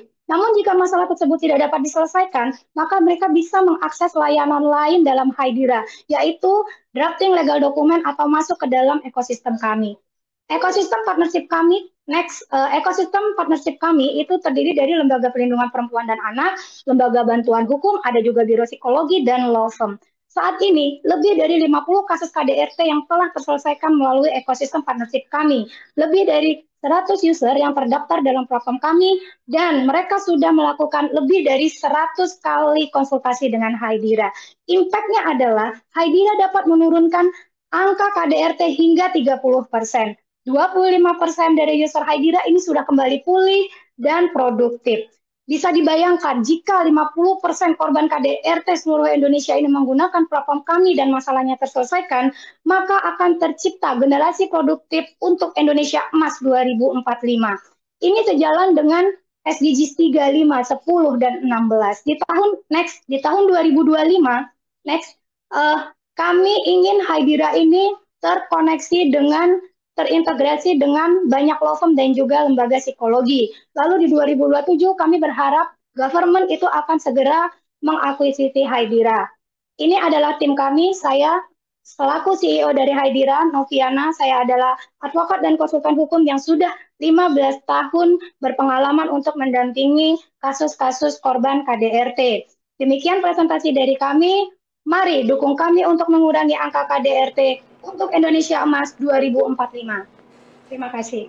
Baik, ini waktunya masih 10 detik. Mbak Novi, mau dimanfaatkan? Cukup. Sudah cukup. Terima kasih banyak Mbak Noviana atas presentasinya tadi pitch deck dari Haidira. Kita akan langsung menuju ke judges yang pertama, Mas Edmund. Silakan untuk mengajukan pertanyaan yang akan langsung nanti dijawab oleh Mbak Noviana. Oke, Mbak Novi, thank you presentasinya. Sama-sama. Oke, jadi aplikasi ini atau website ini hanya untuk masalah konsultasi hukum di KDRT atau bisa lebih ke bidang lain juga gitu ya? Dan biasanya mungkin sekalian nih nanyain. Jadi biasanya ini kan spesifik banget ya penggunaan produknya ya untuk kasus tertentu ya. dan bukan mungkin yang tadi saya dengar sih bukan konsultasi hukum secara general gitu ya. Jadi biasanya untuk bisa mendapatkan user atau customer tanda kutip itu caranya gimana, Mbak, biasanya? Baik, silakan Oke, Mbak saya akan Novi, menjawab. waktunya 1 menit dari sekarang. Oke, saya akan menjawab. Kebetulan saya adalah konselor hukum untuk Pusat Pelayanan Terpadu Perempuan dan Anak Pemerintah Provinsi DIY. Provinsi DIY itu merupakan proyek percontohan untuk perlindungan perempuan dan anak. Kami memiliki ekosistem untuk perlindungan perempuan dan anak, di mana itu juga terintegrasi secara nasional, sehingga kami dapat mengakses korban-korban itu, dan kebetulan saya juga sering untuk diminta menjadi narasumber dan sebagai ahli untuk campaign perlindungan perempuan dan anak. Jadi kami rasa akan banyak cara. Oh ya, kami juga Haidira juga ini sebenarnya memiliki website Klik Hukum ya namanya. Klik Hukum ini merupakan salah satu website edukasi hukum yang memiliki lebih dari 1 juta pembaca gitu setiap bulannya. Nah, ini bisa juga menjadi tempat campaign kami gitu. Jadi banyak saluran yang bisa kami manfaatkan untuk memperkenalkan Haidira kepada masyarakat, dan pada dasarnya kami lebih mungkin akan lebih meningkatkan campaign secara langsung dan offline gitu. Baik, Oleh karena waktunya itu kami habis akan Mbak Novi. Oke. Terima kasih atas jawabannya dan terima kasih Mas Edmund atas pertanyaan yang diberikan. Berikutnya mungkin ke Mas Hadi, pertanyaan untuk Mbak Novi dan Ya. tim Haidira. Terima kasih Mbak Mevri dan tim Haidira, menarik presentasinya. Saya tadi tertarik pada saat mengatakan tagline dari Haidira adalah mengurangi angka KDRT. Saya ingin dapat mungkin ini para unique value produknya ya, sebetulnya di mana kapabilitas dari Haidira untuk menekan angka KDRT. Mungkin kalau saya boleh bertanya, apakah yang dimaksud adalah meningkatkan pelaporan atau mungkin jadi ada willing gitu untuk para korban KDRT ini untuk melaporkan gitu. Karena kalau menekan angka KDRT itu kan di luar kuasa dari teman-teman semua ya. Itu kan terjadi di luar kendali itu. Nah, jadi sebetulnya itu. Nah, kaitannya juga terhadap revenue modelnya mungkin, kemudian revenue streamingnya. Apakah semakin banyak korban KDRT maka akan semakin banyak juga revenue dari teman-teman gitu ya. Jadi ibarat kata nih kalau ini jadi berdoa banyak KDRT sehingga banyak yang melaporkan di aplikasi ini. Kira-kira seperti itu. Jadi akan ada dampak ke sana, atau mungkin justru lebih kepada bagaimana sebetulnya mitigasi yang dilakukan oleh user, mungkin seperti itu. Baik, terima Silakan, kasih Mbak. Mas Hadi. Silakan Mbak Novi, pertanyaannya dijawab dalam waktu 1 menit. Oke, mungkin saya akan jawab revenue dulu ya, karena tadi yang di belakang. Jadi terkait revenue, kita nanti ke depannya ini bukan cuman untuk menangani korban KDRT, tapi kita seperti yang tadi saya sampaikan, kita lebih mengkampanyekan juga untuk yang namanya pencegahan dan penanganan. Nah, jadi sebenarnya kan KDRT ini banyak korban-korbannya itu sebenarnya yang masih remaja gitu kan, atau masih anak-anak, atau mereka ini biasanya kesulitan untuk mendapatkan akses bagaimana mereka harus bertindak dan bersikap gitu. Nah, sehingga harapannya ke depan itu kita akan lebih banyak juga nanti mengkampanyekan ini kepada remaja-remaja di sekolah, lalu kemudian untuk menggunakan Haidira biar lebih aware gitu dengan KDRT. KDRT itu bisa terjadi juga dia menjadi korbannya gitu. Nah, terus tadi kalau pertanyaannya bagaimana tadi untuk menurunkan angka KDRT, pada prinsipnya sebenarnya korban KDRT ini lebih banyak yang tidak berani untuk speak up. Mereka tidak berani untuk menyampaikan keluh kesah mereka karena banyak alasan. Satu, misalnya faktor takut. Yang kedua, misalnya takut Baik, juga stigma negatif. waktunya habis. Ya, ini waktunya 1 menit untuk bisa menjawab pertanyaan dari Dewan Juri. Terima kasih banyak. Kita menuju ke mungkin Mas Evanko bisa mengajukan pertanyaan. Oke, terima kasih Mbak Novi. Mungkin ini solusi yang sangat berguna ya untuk masalah di masyarakat saat ini. Gitu. Tapi paling mungkin penasaran detailnya aja sih. Mungkin dari sisi user journey gitu ya. Dari Haidira sendiri, misalnya orang-orang yang mengalami kekerasan atau KDRT gitu. Jadi proses dia seperti apa dan support ekosistem yang dimiliki oleh Haidira sekarang tuh sebesar apa gitu. Maksudnya ketika dia, oke misalnya let's say dia mengalami kekerasan dalam rumah tangga dia gitu, atau misal potensi kekerasan gitu. Jadi apakah step pertama yang mereka harus melaporkan dulu melalui teknologi yang dimiliki oleh Haidira, baru nanti dikonekin ke misalnya LBH atau ya penyedia solusi terkait lah, misalnya psikolog juga dan sebagainya gitu, atau seperti apa ya detail user journey-nya boleh dijelasin nggak, Mbak Novi? Baik, terima kasih Mas Evanko. Silakan Mbak Novi, waktunya 1 menit untuk menjawab. Oke, mungkin mekanismenya sebagaimana tadi saya jelaskan bahwa mereka akan mengakses Haidira ini melalui platform kami di web-based. Lalu kemudian mereka akan bertanya secara langsung seperti kita melakukan chatbot. Lalu kemudian apabila mereka memang ternyata mereka bilang bahwa saya butuh nih rekomendasi biro psikologi atau biro hukum gitu. Nanti kita akan menggiring mereka, kebutuhan mereka tuh apa gitu. Jadi misalnya mereka memang dalam keadaan terancam, maka kita bisa rekomendasikan ke Safe House atau UPT ya. UPT itu adalah Unit Pelayanan Terpadu Perempuan dan Anak, itu milik pemerintah. Atau bisa juga ketika memang mereka ternyata mengalami stres berat atau depresi, maka kita akan merekomendasikan mereka untuk pergi ke biro psikologi, dan nanti kita akan bertanya mereka tinggal di mana dan kita akan memplotting sesuai dengan wilayah mereka masing-masing, seperti itu. Termasuk juga untuk bantuan hukum. Bantuan hukum kita menyediakan 2, ada yang memang komersil yaitu law firm, dan ada juga yang memang lembaga bantuan hukum yang memang itu dibayar oleh pemerintah. Jadi nanti kita akan menyesuaikan ya, kebutuhan mereka. Baik, terima kasih banyak Mbak Novi dan juga Haidira. Akhir dari sesi Q&A untuk Haidira. Kita akan menuju ke startup berikutnya. Terima kasih.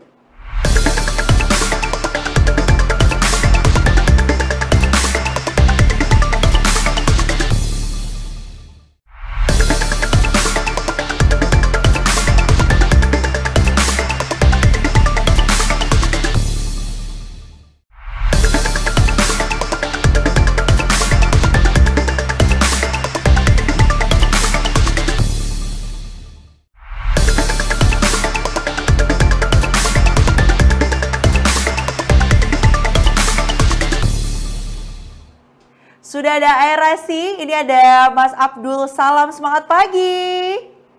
Pagi, makasih. Wah, ini dia ya line up-nya dari timnya Aerasi. Tentu kita sudah tidak sabar untuk mendengarkan presentasi yang akan disampaikan, sama seperti yang lain ya Mas. Waktunya 3 menit dimulai saat Mas Abdul Salam mulai bicara. Silakan. Selamat pagi para judges yang berbahagia. Perkenalkan saya Abdul Salam, co-founder and CEO dari Aerasi, startup teknologi aquaculture berbasis IoT and AI yang berfokus pada transformasi digital aquaculture berkelanjutan. Next. Indonesia sebagai salah satu produsen aquaculture terbesar dunia menghadapi tantangan serius dalam manajemen kualitas air budidaya. Banyak petani mengeluhkan akibat masih mengandalkan metode konvensional yang kurang efisien dalam budidayanya. Hal tersebut menyebabkan pertumbuhan yang lambat, tingginya angka kematian pada ikan dan udangnya, serta kerugian biaya produksi. Aerasi hadir untuk menjawab keluhan ini dengan pendekatan emergent technology. Next, Aquanauts adalah salah satu solusi cerdas yang mengoptimalkan manajemen kualitas air kolam budidaya melalui integrasi IoT dan AI dengan fitur pemantauan real-time multiparameter, notifikasi, dan sistem rekomendasi. Petani dapat memantau kualitas air kapan saja melalui aplikasi di handphone mereka. Nah, dari sisi bisnis model, Aerasi dijual dengan harga 3 juta per unit, sementara akses fitur premium berbasis IoT dan AI seperti prediksi dan simulasi panen itu ditawarkan melalui langganan senilai Rp300.000 per bulannya. Next. Nah, dengan market size yang cukup besar, kami melihat potensi pertumbuhan yang signifikan. Nilai TAM mencapai 12,1 miliar, SAM sebesar 9,75 miliar, dan SOM yang dapat kami capai dalam beberapa tahun ke depan sebesar 6,33 miliar rupiah. Dalam proyeksi keuangan, Aerasi menargetkan pertumbuhan pendapatan hingga 66,67% dalam 5 tahun. Nah, didorong oleh adopsi teknologi cerdas dan posisi Aerasi berada di kategori Blue Ocean Startup. Next. Sejak didirikan pada akhir 2023, Aerasi telah mencapai berbagai milestone penting, diantaranya 11 unit Aquanauts telah digunakan oleh peneliti aquaculture dan industri tambak. Kemudian kolaborasi Triple Helix dengan University, Industry, and Government, termasuk dukungan pendanaan dari pemerintah dan agensi internasional untuk pengembangan produk dan bisnis Aerasi. Dari hasil pengujian skala MVP juga, Aquanauts terbukti memberikan data real-time yang akurat yang cukup membantu pengambilan keputusan bagi para petani. Serta dari sisi finansial, Aerasi mencatat pertumbuhan pendapatan lebih dari 50% dalam kurun waktu yang singkat. Didukung oleh tim yang solid yang berpengalaman di bidang engineering and aquaculture, serta Dewan Pakar sebagai konsultan riset dan bisnis kami yakin Aerasi mampu menjadi the key role of player in aquatech intelligence startup di Indonesia. Next, kami tidak hanya menghadirkan produk, tetapi juga mendorong transformasi berkelanjutan di sektor industri aquaculture. Dengan dukungan dari para stakeholder, kami siap mengakselerasi solusi ini menyongsong ketahanan pangan global dan ekonomi biru yang berkelanjutan. Terima kasih, tumbuh bersama aerasi. Bersama aerasi, ada 20 detik mau dimanfaatkan Mas Abdul Salam? Ditampilkan yang layar depan aja, Pak. Oke, silakan. Biar makin kenal ya dengan timnya. Ya, tim kami dari latar belakang dari saya sebagai alumni Teknik Elektro, juga teman-teman kami fokusnya di engineering dan juga safe riset kami di bidang aquaculture. Baik, waktunya habis Mas Abdul Salam. Terima kasih banyak atas presentasinya. Jadi deg-degannya levelnya berapa nih 1 sampai 10? 7 ya. Coba habis ditanya-tanya sama judges, apakah makin deg-degan atau justru makin lega nanti? Sekarang saya akan persilakan kepada Mas Edmund untuk bisa mengajukan pertanyaan, dan perlu izin saya ingatkan lagi kepada para judges, tidak ada follow up question, jadi pastikan seluruh pertanyaannya sudah disampaikan untuk langsung dijawab nanti dalam 1 menit ya. Silakan Mas Edmund. Oke, thank you Mas presentasinya. Jadi tadi dari yang saya tangkap, jadi produk yang ditawarkan lebih di IoT-nya saja ya sebenarnya ya. Bisa dijawab nanti, katanya tadi mesti di wrap up dulu.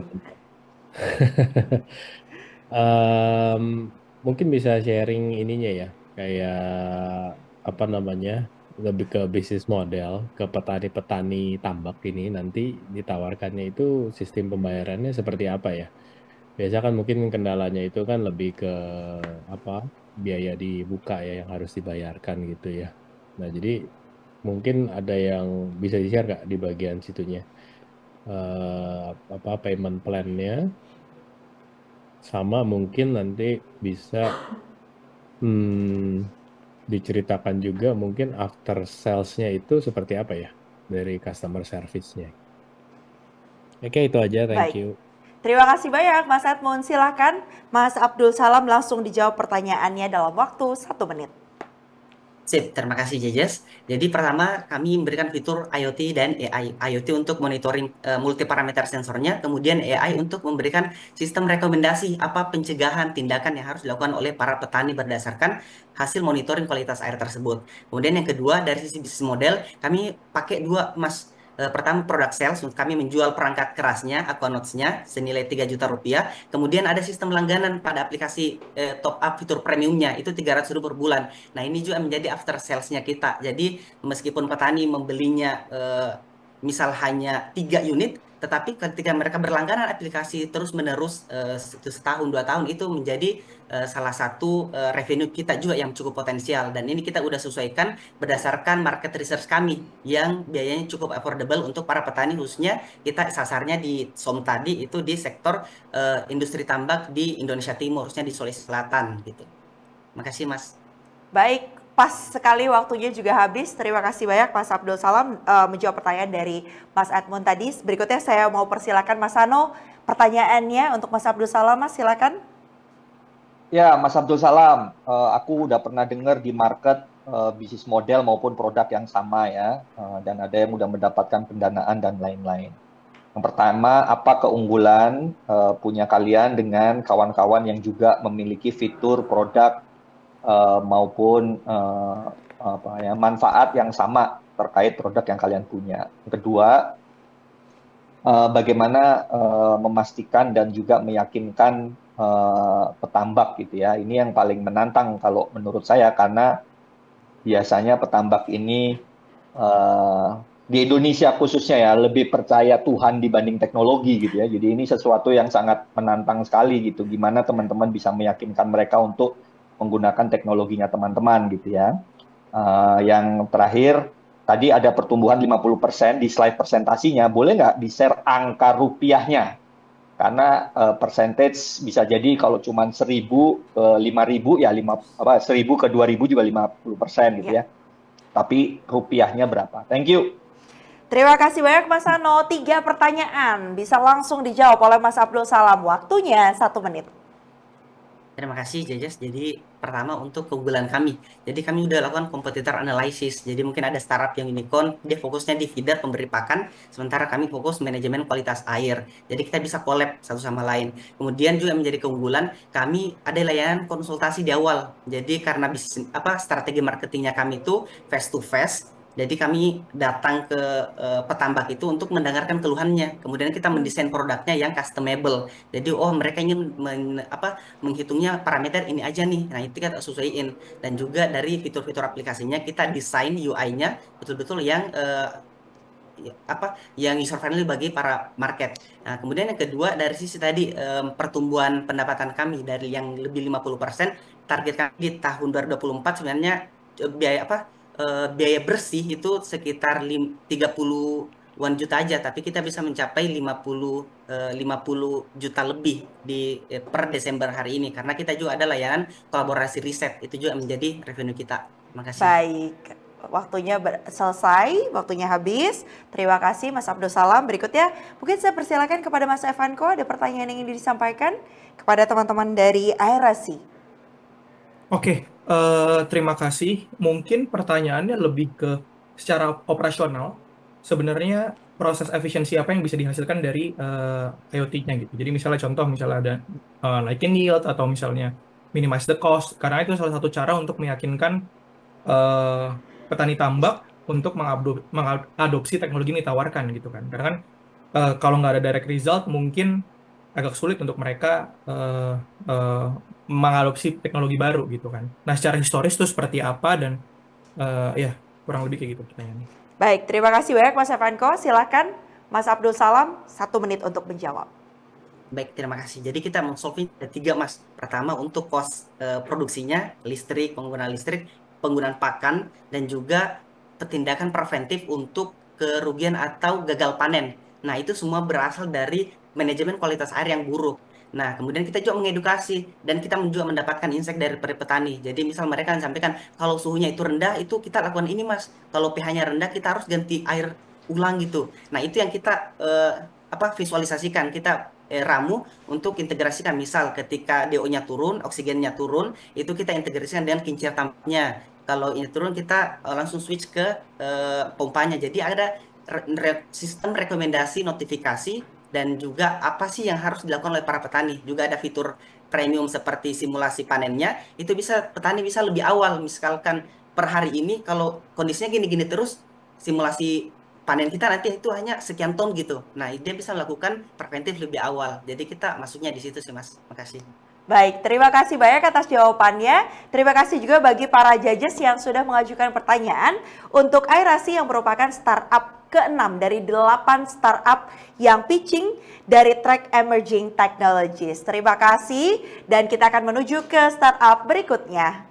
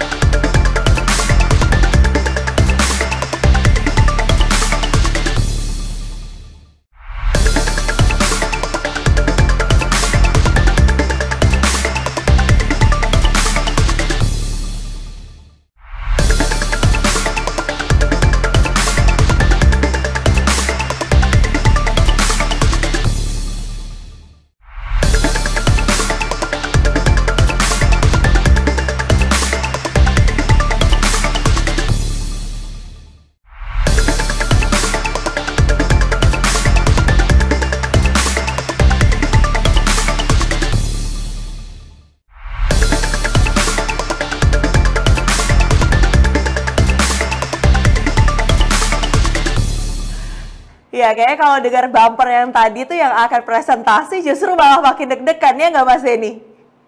Betul, Mbak. Oke, saya akan persilakan Mas Denny. Ini Kendali jadi startup ke-7 dari 8 startup yang presentasi, yang pitching di Startup Pitching Day dari track Emerging Technologies. Jadi saya akan persilakan langsung 3 menit untuk Mas Denny. Oke, mungkin virtual background-nya boleh di nonaktifkan saja, karena kalau ini ngelihatnya agak-agak kurang fokus di kita Mas jadinya. Ya betul. Silakan, sambil di setting-setting, saya kasih waktu buat Mas Denny bernafas juga sebelum mulai presentasi nih.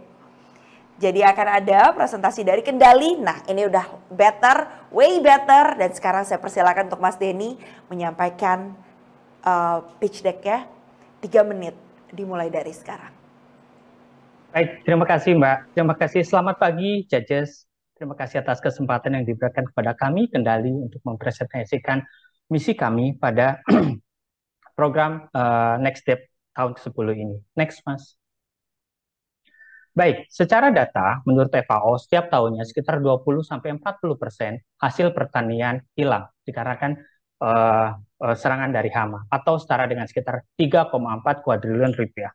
Namun demikian, masalah hama bukan saja monopoli pada sektor pertanian. Sektor industri lain seperti industri pengolahan makanan, hotel, restoran dan kafe, logistik, dan juga warehousing mengalami kendala yang sama karena hama sangat merusak.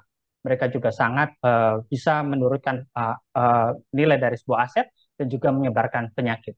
Sementara solusi yang ditawarkan saat ini oleh perusahaan pengendalian hama cenderung usang karena membutuhkan waktu survei yang sangat lama, proses administrasi yang panjang, kurang transparansi dalam report, dan juga penggunaan pestisida yang berlebihan. Oleh karenanya, Kendali hadir untuk memberikan solusi yang lebih cepat, dapat diakses oleh semua orang dengan menggunakan bantuan dari AI.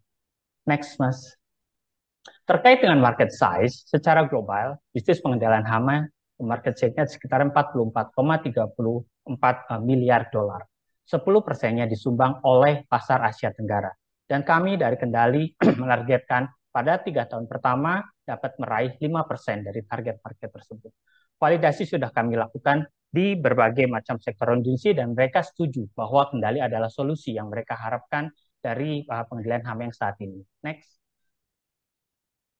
Revenue stream kami bagi menjadi 4, yaitu yang pertama setting up fee, monthly fee, additional fee dari tambahan CCTV, dan juga affiliation fee dengan beberapa partner kami untuk corrective action. Next, Mas. Ini adalah tim Kendali, saya sendiri 10 tahun terakhir sebagai marketing director di Rentokil Indonesia, sebagai market leader untuk perusahaan pengendalian hama, dibantu oleh 2 rekan kami yang masing-masing berpengalaman 10 tahun, lebih dari 10 tahun di bidang. Next. Untuk Traction sendiri, dari mulai inception di September, kemudian launching di November, sampai dengan saat ini, kami sudah berhasil mengenerate revenue sekitar $22.500 dengan 60% gross margin. Saat ini kami hanya memiliki 9 customer aktif, dan 25 diantaranya masih dalam pipeline kami. Kami tidak ingin berhenti di situ. Kami saat ini sedang bekerjasama dengan beberapa universitas, sedang menciptakan IoT yang bisa kita konekkan dengan sistem AI yang saat ini, agar dapat membantu perkembangan kami lebih lanjut. Selain itu, kami juga sedang melakukan pendekatan ke berbagai asosiasi untuk lebih dalam lagi mempenetrasi market ini. Kami mengharapkan Bapak dan Ibu bergabung bersama kami untuk waktunya habis nih, Mas Denny. Terima kasih. Sama-sama, terima kasih banyak Mas Denny. Ini kita harus strict dengan waktu, kalau ntar saya diprotes soalnya ya. Oke, kita langsung menuju ke pertanyaan yang akan disampaikan oleh para dewan juri. Boleh tarik nafas dulu Mas Denny. Sudah lebih lega, tapi siap-siap karena habis ini ada pertanyaan dari judges. Silakan Mas Adi. Terima kasih Mbak Mepri. Saya justru tertarik ya pada saat ini merupakan sebuah aplikasi untuk solusinya adalah untuk hama controlling ya sebetulnya, terutama untuk B2B gitu. Saya ingin melihat ingin mendapatkan perspektif dari teman-teman membuat mendigitalisasi dari hama ini sebetulnya. Apa yang menjadi kepentingan gitu? Apa yang menjadi mungkin hook-nya ya? Apa yang membuat anggaplah marketnya restoran gitu mau menggunakan produknya teman-teman dibanding dengan melakukan controlling hama secara manual. Apalagi sekarang para entrepreneur gitu, entrepreneur F&B khususnya ataupun entrepreneur apapun memitigasi hama itu sudah cenderung lebih paham gitu ya. Maksud saya literasi yang mereka miliki untuk memitigasi hama di lingkup usaha mereka sudah lebih mapan, lebih maju gitu sekarang. Dan ini kaitannya adalah ke visibility dari market ke depannya gitu ya. Potensi sustain dari aplikasi yang teman-teman lakukan seperti apa. Kaitannya pasti ke unique value produknya. Kira-kira dibandingkan konvensional, kira-kira akan seperti apa mendigitalisasi ini? Gitu kira-kira, Pak Din. Terima kasih. Terima kasih. Silakan Mas Denny dijawab, waktunya 1 menit ya. Baik, terima kasih Pak Hadi untuk pertanyaannya. Baik, perbedaan kami dengan kompetitor atau apa namanya, yang kita tawarkan itu ada bukan hanya aplikasinya saja, tetapi yang kita tawarkan adalah semacam sistem alert system yang kita tawarkan, di mana kita akan meng-embed sistem kita dengan available CCTV. Jadi, customer tidak perlu mengganti CCTV mereka. Mereka cukup menggunakan CCTV yang sudah ada, kemudian kita akan lakukan koneksi dengan sistem kita. Lalu, setiap kali ada hama yang terdeteksi, dia akan meng-capture dan kemudian mengirimkan alert pada handphone customer kami. Setelah itu, kami akan arahkan customer untuk melakukan konsultasi dengan expert kami. Lalu setelah itu kita baru lakukan corrective action-nya. Either kuratif atau nanti kalau misalkan kita lihat jalur hamanya itu adalah dari luar dan kita apakah itu lebih ke kuratif atau justru preventif itu Pak Hadi. Baik, terima kasih atas jawabannya. Kita langsung menuju ke Mas Evanko untuk bisa menjawab. Baik. Oke, untuk bisa bertanya atau mungkin ke Mas Hano dulu? Atau Mas Edmund? Ya. Oke, Mas Hano dulu. Silakan Mas Hano. Ya, ini relate dengan aku, jadi makanya sangat-sangat tertarik ya. Yang pertama, lebih ke ini sih sebenarnya. Kan ini baru November dibuka dan udah dapat customer gitu ya. Dan rasanya Mas Denny memang bidangnya pernah bekerja di sektor ini ya, di Rentokil gitu ya. Mas, seberapa confidence bahwasanya mereka bakal menggunakan solusi yang ditawarkan, khususnya dari price point, ya? Apakah ini jauh lebih mahal, lebih painful dari segi pain point, atau justru malah dengan adanya teknologi AI dan melakukan identifikasi titik-titik hamanya ini membuat justru operasionalnya jauh lebih efisien dan efektif. Ya, tidak boros penggunaan mungkin racunnya dan lain-lain segala macam ya. Karena Indonesia ini masih sangat price sensitif sekali. Mau ditawarin teknologi apapun, mereka ujung-ujungnya pengen yang lebih murah ya. Jadi dan kedua, apakah ini akan mendorong efektivitas betul-betul karena aku paling kesel gitu ya. Kita udah nyewa pembasmi hama gitu ya. Tapi tetap aja tuh beberapa kali gue ngelihat tikus masih berkeliweran gitu. Itu keselnya minta ampun ya. Gue udah bayar, udah ini itu, tapi tikusnya masih seliweran gitu ya. Nah ini apakah ada semacam garansi bahwasanya ini jauh lebih powerful, jauh lebih dengan adanya monitoring ini ya. Thank you. Baik, terima kasih Mas Hano. Silakan Mas Denny dijawab dalam waktu 1 menit ya Mas. Baik, terima kasih Mas Ano. Baik, terkait dengan price sensitive, memang kami baru launching November, tapi prosesnya itu sebenarnya dari September. Jadi September itu kami melakukan dari proses ideation sampai dengan bikin MVP-nya. Terus pada saat yang sama juga kami melakukan validasi market. Kami lakukan ke berbagai macam sektor industri. Kemudian kita kenalkan produk kita atau servis kita dengan POC dan mereka rata-rata setuju, Pak. Rata-rata setuju bahwa ini menjawab tantangan di mana mereka membutuhkan fast response. Kemudian report, yang pasti report karena di aplikasi kami juga di situ nanti akan terlihat bahwa hot map-nya dari di mana titik-titik yang terserang hama dan sebagainya. Dan kemudian untuk pricing sendiri, karena ini untuk tahap awal 9 customer kami itu adalah kami kami targetkan untuk industri yang cukup besar. Semacam yang pertama itu adalah Bulog dan pergudangan yang lainnya. Waktunya habis. Aduh, sayang sekali. Iya, mungkin ke depannya bisa lebih dimanfaatkan lagi waktunya untuk bisa menjawab. Saya akan persilakan kepada Mas Admun untuk bisa mengajukan pertanyaan berikutnya. Silakan. Oke. Iya Pak, jadi mau nanya sih, jadi mungkin yang saya lihat ya bisnis model seperti ini memang mungkin kompetitornya lebih ke yang apa namanya legacy ya. Kayak misalkan contohnya yang cleaning service buat gedung-gedung gitu ya. Sebenarnya kompetitornya itu kan lebih ke yang sudah established ya, yang punya tenaga kerja itu in-house semuanya ya. Dan saya rasa itu model yang akan berhasil gitu dibandingkan dengan kita mungkin yang biasa kayak startup itu sebagai platform, terus kita crowdsourcing gitu ya. Nah, mungkin untuk yang startup yang Bapak buat ini untuk di pest control, apakah seperti itu bisnis modelnya? Apakah semua karyawannya akan in-house atau semuanya adalah mitra atau crowdsourcing? Dan jika compete melawan yang sudah established itu kan banyak ya kalau pest control ya.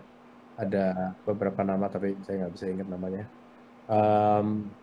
Itu competingnya gimana Pak? Mungkin ada angle teknologi tapi selain itu strateginya seperti apa ya Pak ya? Apakah justru lebih kerjasama dengan mereka gitu? Apakah justru mau head to head dengan mereka? Mungkin bisa di-share di situ ya Pak ya. Baik, terima kasih banyak Pak Admun, Mas Admun. Silakan Mas Denny. 1 menit untuk menjawab. Baik, terima kasih Pak Edmund. Jadi terkait hal itu, kami sudah bekerja sama dengan Ikatan Entomologis Indonesia. Jadi kita lebih ke crowdsourcing, Mas. Jadi lebih ke crowdsourcing, baik entomologis atau expertnya, kemudian juga tenaga ahlinya. Tapi tidak menutup kemungkinan kedepannya kami akan bekerja sama juga dengan para pest control. Karena di Jakarta sendiri, ada 500 perusahaan pest control dan itu kecil-kecil dan kebanyakan orang tidak tahu. Mungkin mereka tahunya hanya Rentokil, padahal di Jakarta sendiri aja 500. Nah, kami akan memanfaatkan hal itu. Selain platform kami nanti akan kita jadikan juga sebagai pemasaran bagi mereka, itu juga solusi bagi masih banyak pengangguran di Indonesia. Karena sebenarnya untuk menjadi tenaga pest control itu cukup mendapatkan sertifikasi dari Dinkes, Pak. Jadi itu juga bisa didapatkan dengan lebih mudah. Kemudian kita juga akan fasilitasi beberapa orang yang tertarik untuk jadi crowdsourcing tadi untuk jadi teknisi pest control. Seperti itu. Ya, terima kasih banyak Mas Denny atas jawaban dari pertanyaan Dewan Juri atau judges kita di sesi pitching kali ini. Terima kasih banyak. Boleh lebih lega lagi ya, semoga ya setelah presentasi. Sekarang saatnya mungkin Mas Denny bisa lebih berdoa lagi, termasuk diantaranya seluruh startup yang tadi sudah presentasi. Itu tadi startup ke-7 dari track Emerging Technologies, and we're going to move to another startup yang akan presentasi, dan ini merupakan startup terakhir di track Emerging Technologies. Ini dia. Terima kasih.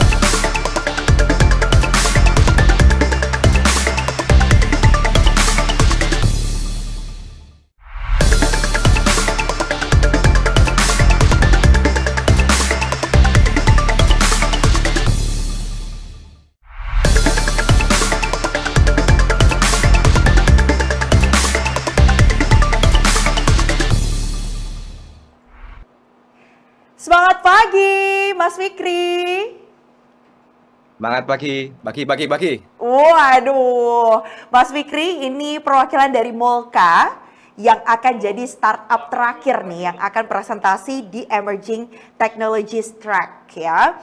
Jadi saya akan persilahkan sama seperti tadi ya Mas Fikri, 3 menit waktunya untuk presentasi sebelum nanti kita akan mendengarkan pertanyaan yang disampaikan oleh para judges. Sudah siap? Siap. Sudah siap, silakan 3 menit dimulai saat Mas Fikri mulai bicara.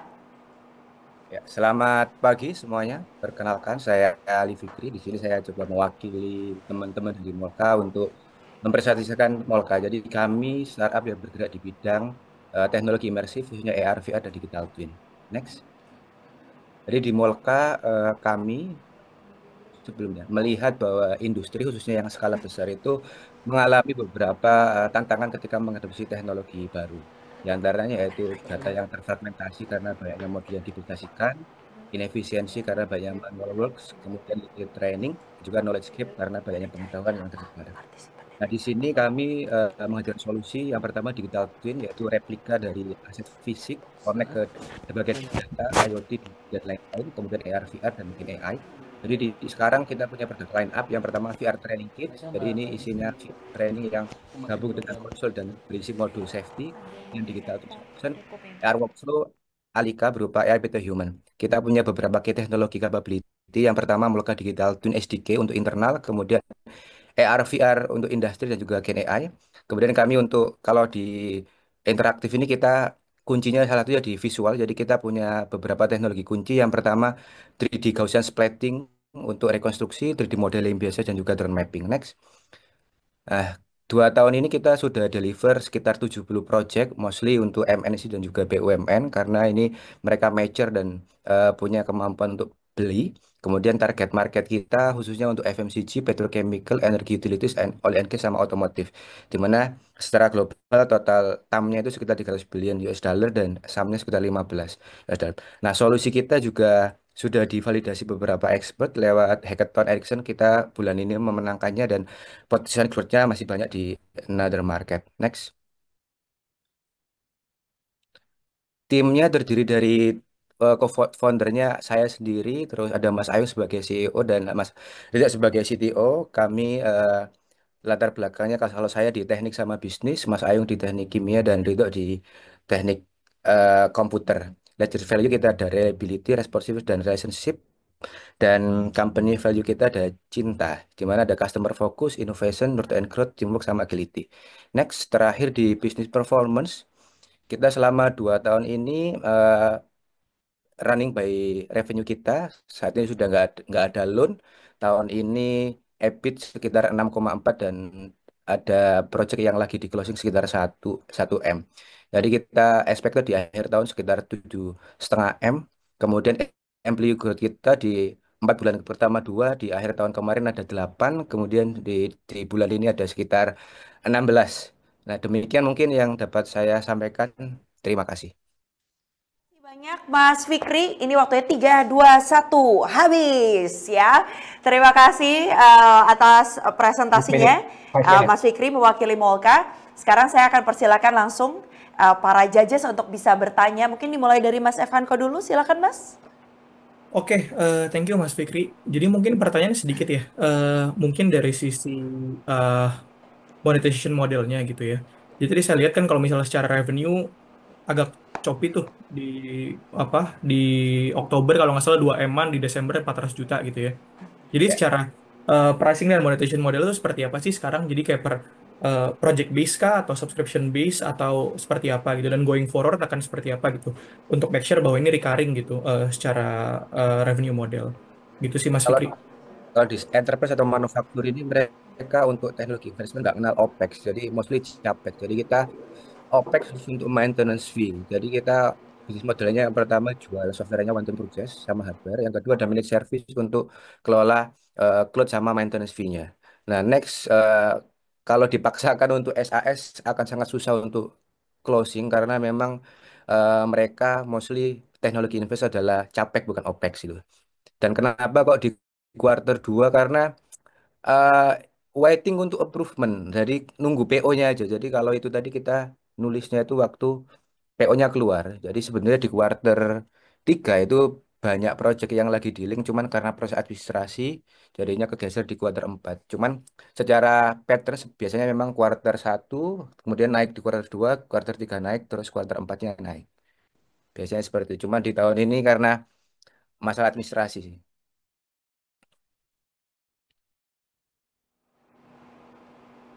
Ada yang mau ditambahkan Mas Fikri? Cukup? Ya, kita akan menuju ke judges berikutnya, yaitu Mas Sano. Boleh ada pertanyaan yang ingin disampaikan Mas Sano untuk Mas Fikri dan juga Molka nih. Ya, thank you. Ini kan nyebutin earning before interest and tax ya.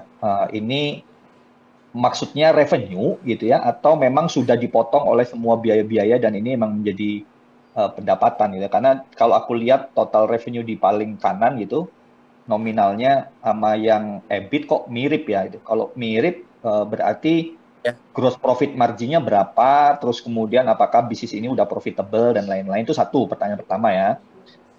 Pertanyaan kedua lebih kepada ini kan B2B banget ya. B2B itu decision-nya selalu lama dan selalu panjang sekali untuk kemudian bisa meyakinkan decision maker menggunakan jasa. Dari komponen employee growth yang ada sekarang itu di level 16-an ini, berapa orang sales-nya, karena rasanya secara produk udah cukup mature, tapi tinggal bagaimana cara menjual. Dan tadi related dengan pertanyaan Jaji sebelumnya adalah bisnis modelnya, dan udah dijawab ya, bisnis modelnya memang Indonesia sangat sulit untuk kemudian mendorong SAS, mereka lebih prefer project base, baru setelah itu ada maintenance fee dan lain-lain gitu ya. Jadi dua pertanyaan itu tolong jelasin tuh EBIT sama revenue kok nampaknya sama.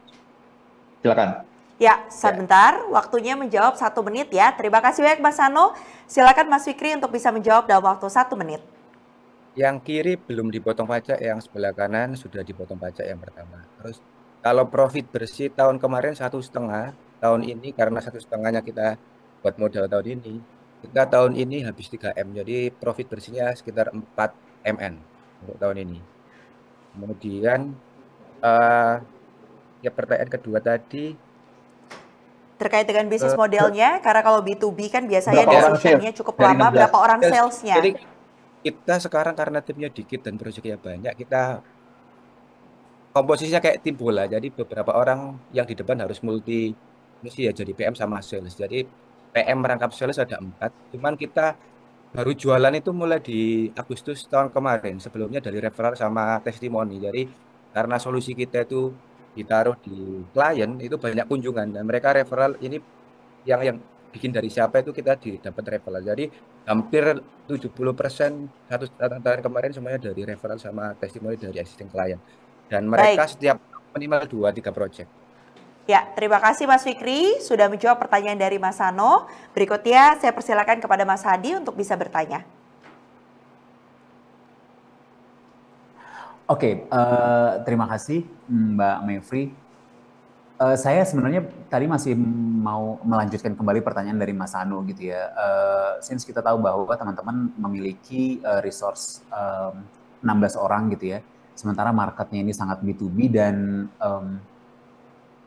sangat perlu gitu ya, sangat perlu skill skill menjual karena company ini kan tidak gampang untuk dimasukin gitu ya. Bagaimana strategi marketing dari teman-teman, strategi salesnya gitu ya untuk masuk ke pasar B2B, sementara segmen marketnya ini bukan di level tataran B2B yang company perusahaan yang dikatakan skala yang middle gitu ya, tapi lebih ke big company gitu ya. Optimisme teman-teman dengan resources yang ada seperti apa dan potensi untuk mungkin berkolaborasi dengan resource yang lebih gede untuk masuk ke pasar B2B yang sangat di high level seperti apa? Terima kasih. Baik, silakan Mas Fikri dijawab dalam waktu 1 menit. Ya, jadi kita ada beberapa produk yang emang untuk masuk. Contohnya yang PR Box tadi itu kita harganya mulai dari 60 juta. Dimana itu 1 minggu sampai 1 bulan udah bisa di-link. Dan kita untuk yang lain karena relatif susah ya untuk digital team cari pesaing ini, rata-rata close win-nya itu 2 sampai 3 bulan. Jadi rata-rata 1 sampai 2 bulan itu.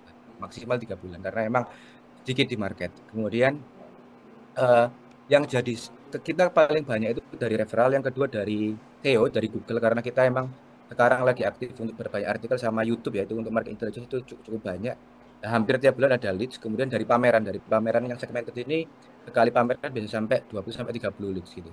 Kemudian kalau untuk go to market, kita ngelihat kalau di Telkomsel kan punya Telkomsel IT, itu kan banyak banget akunnya. Itu salah satu mungkin yang kita lihat sebagai salah satu strategi ya untuk GTM lebih besar gitu kan, dengan use case yang lebih luas lagi.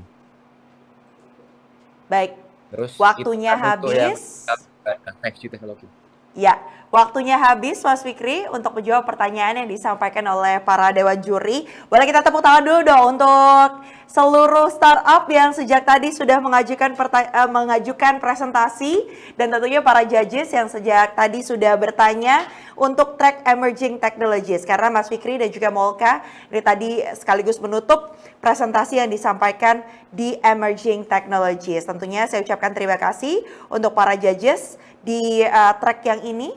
Ya, terima kasih kepada Mas Hadi Sucipto, Mas Admund Karuli, Mas Evanko, dan juga Mas Sano yang sudah bertanya kepada para startup yang tadi sudah melakukan presentasi. Dan saya juga ingin menyapa nih yang sudah hadir di tengah-tengah kita juga hari ini yang merupakan komentor dari Next Dev tahun ke-10. Ada Mas Reza Aulia yang merupakan founder dari Science Hunter yang juga sudah hadir di sini. Thank you for joining us, Mas Reza Aulia Akbar.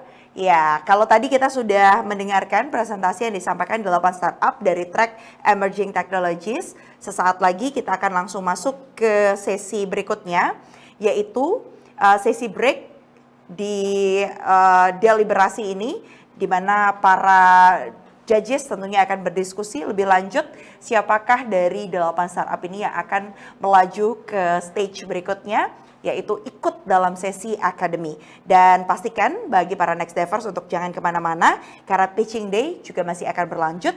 Berikutnya adalah track Productivity Enhancement. Untuk itu jangan kemana-mana, tetaplah bersama kami di Startup Pitching Day Next Dev tahun ke-10.